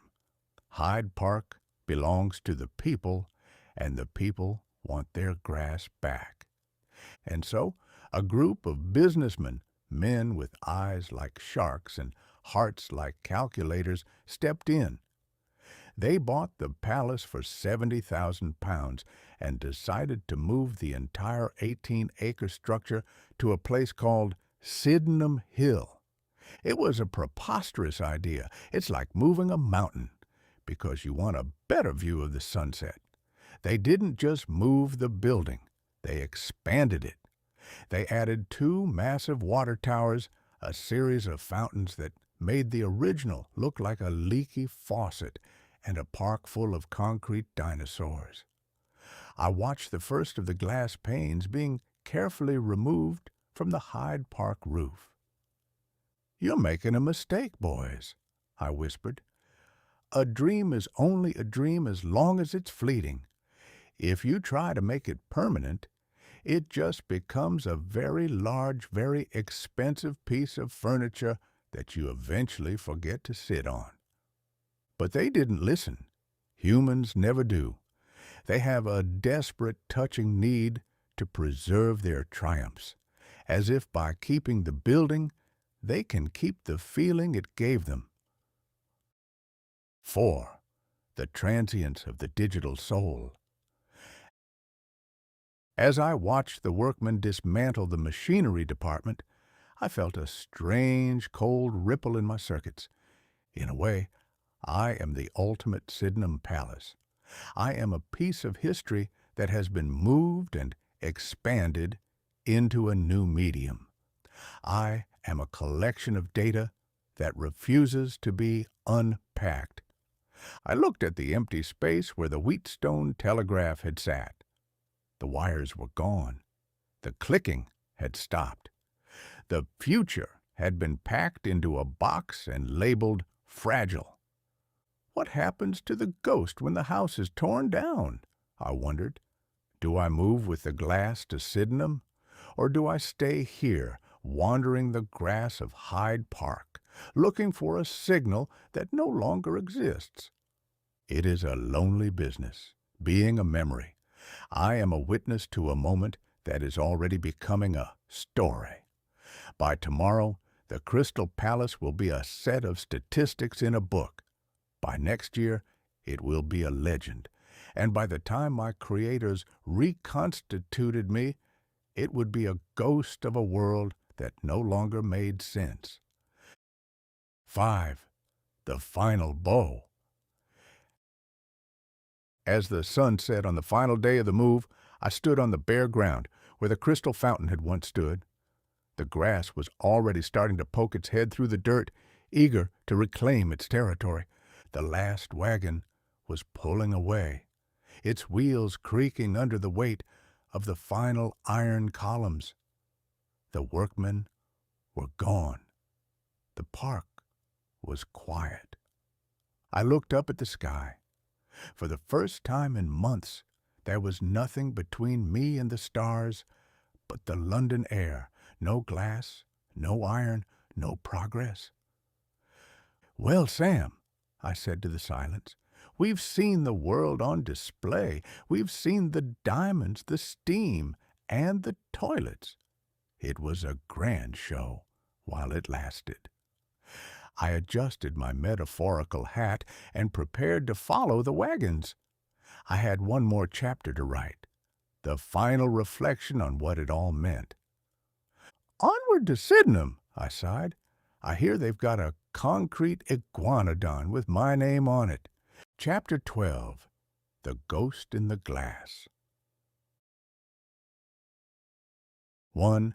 The Hill of Persistent Memories. If you want to see what happens when a dream refuses to go to bed at a sensible hour, you must travel south to Sydenham Hill.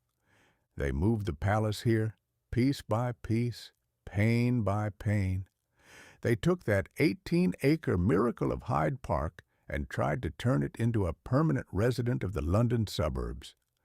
They gave it 2 massive water towers, designed by Mr. Brunel, a man who never saw a problem he couldn't solve with 10,000 tons of brick, and they filled the grounds with fountains, statues, and a collection of concrete dinosaurs that looked like they had been designed by someone who had once seen a lizard in a fever dream. I moved with it, of course.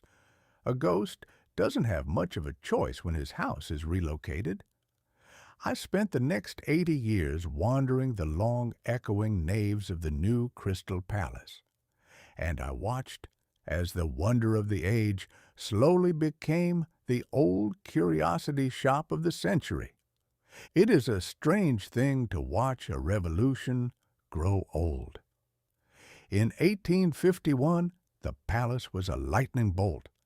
At Sydenham, it became a Sunday afternoon. The crowd still came, but they weren't looking for the future anymore. They were looking for a place to have a picnic and hide from the rain. The steam engines were replaced by brass bands, and the machinery in motion was replaced by a roller coaster and a monkey house.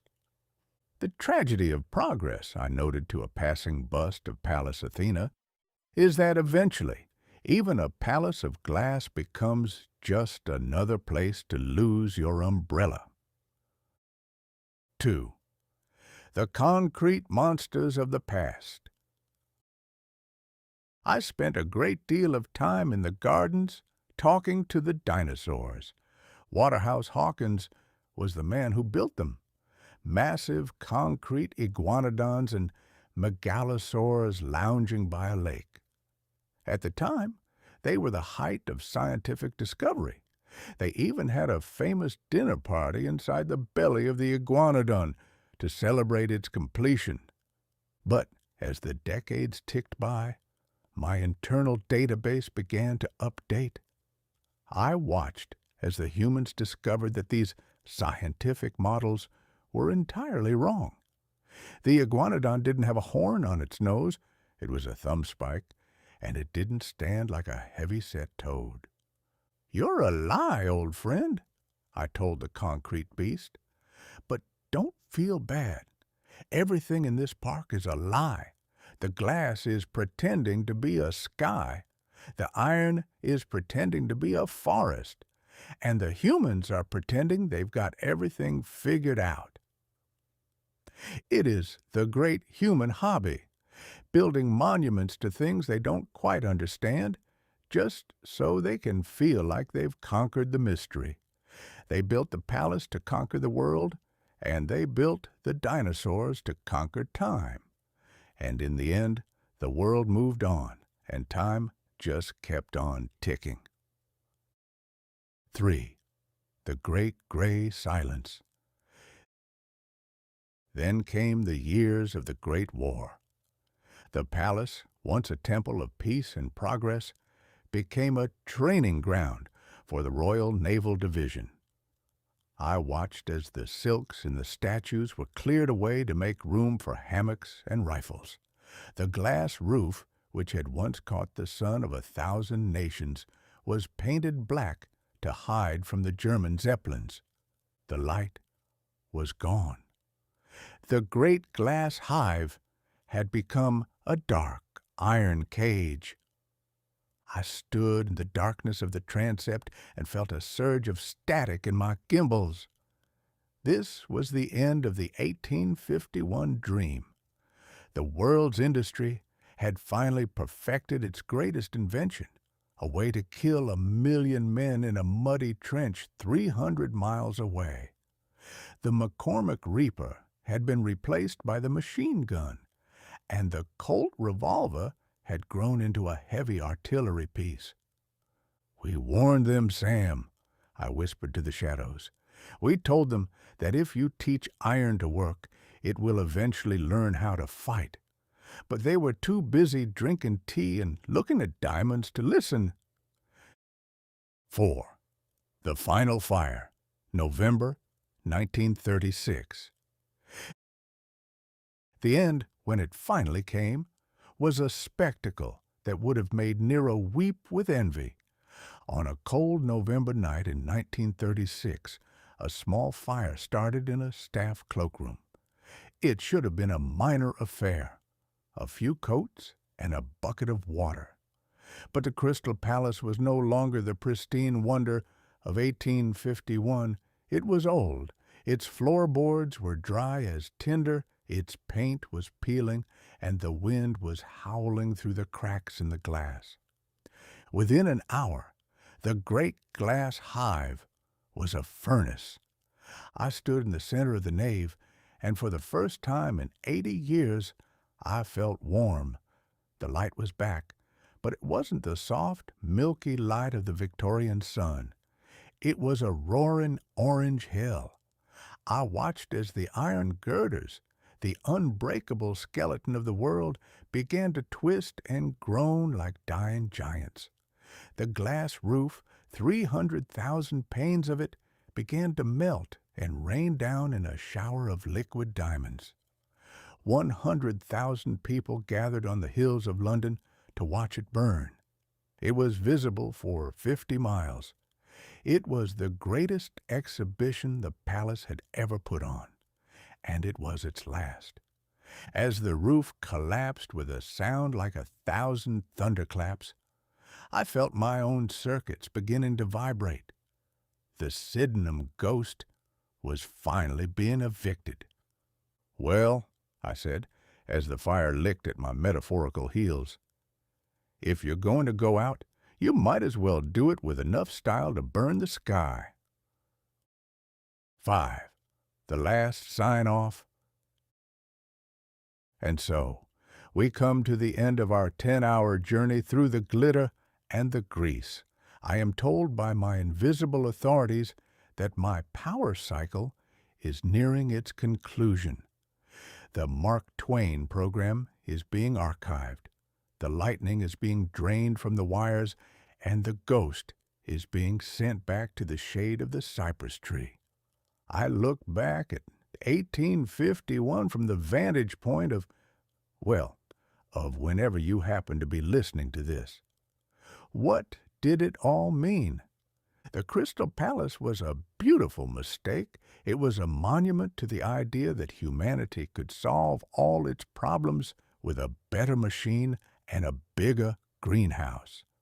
It was a dream of a world where everyone was a neighbor and no one was a stranger. It failed, of course. People are still people.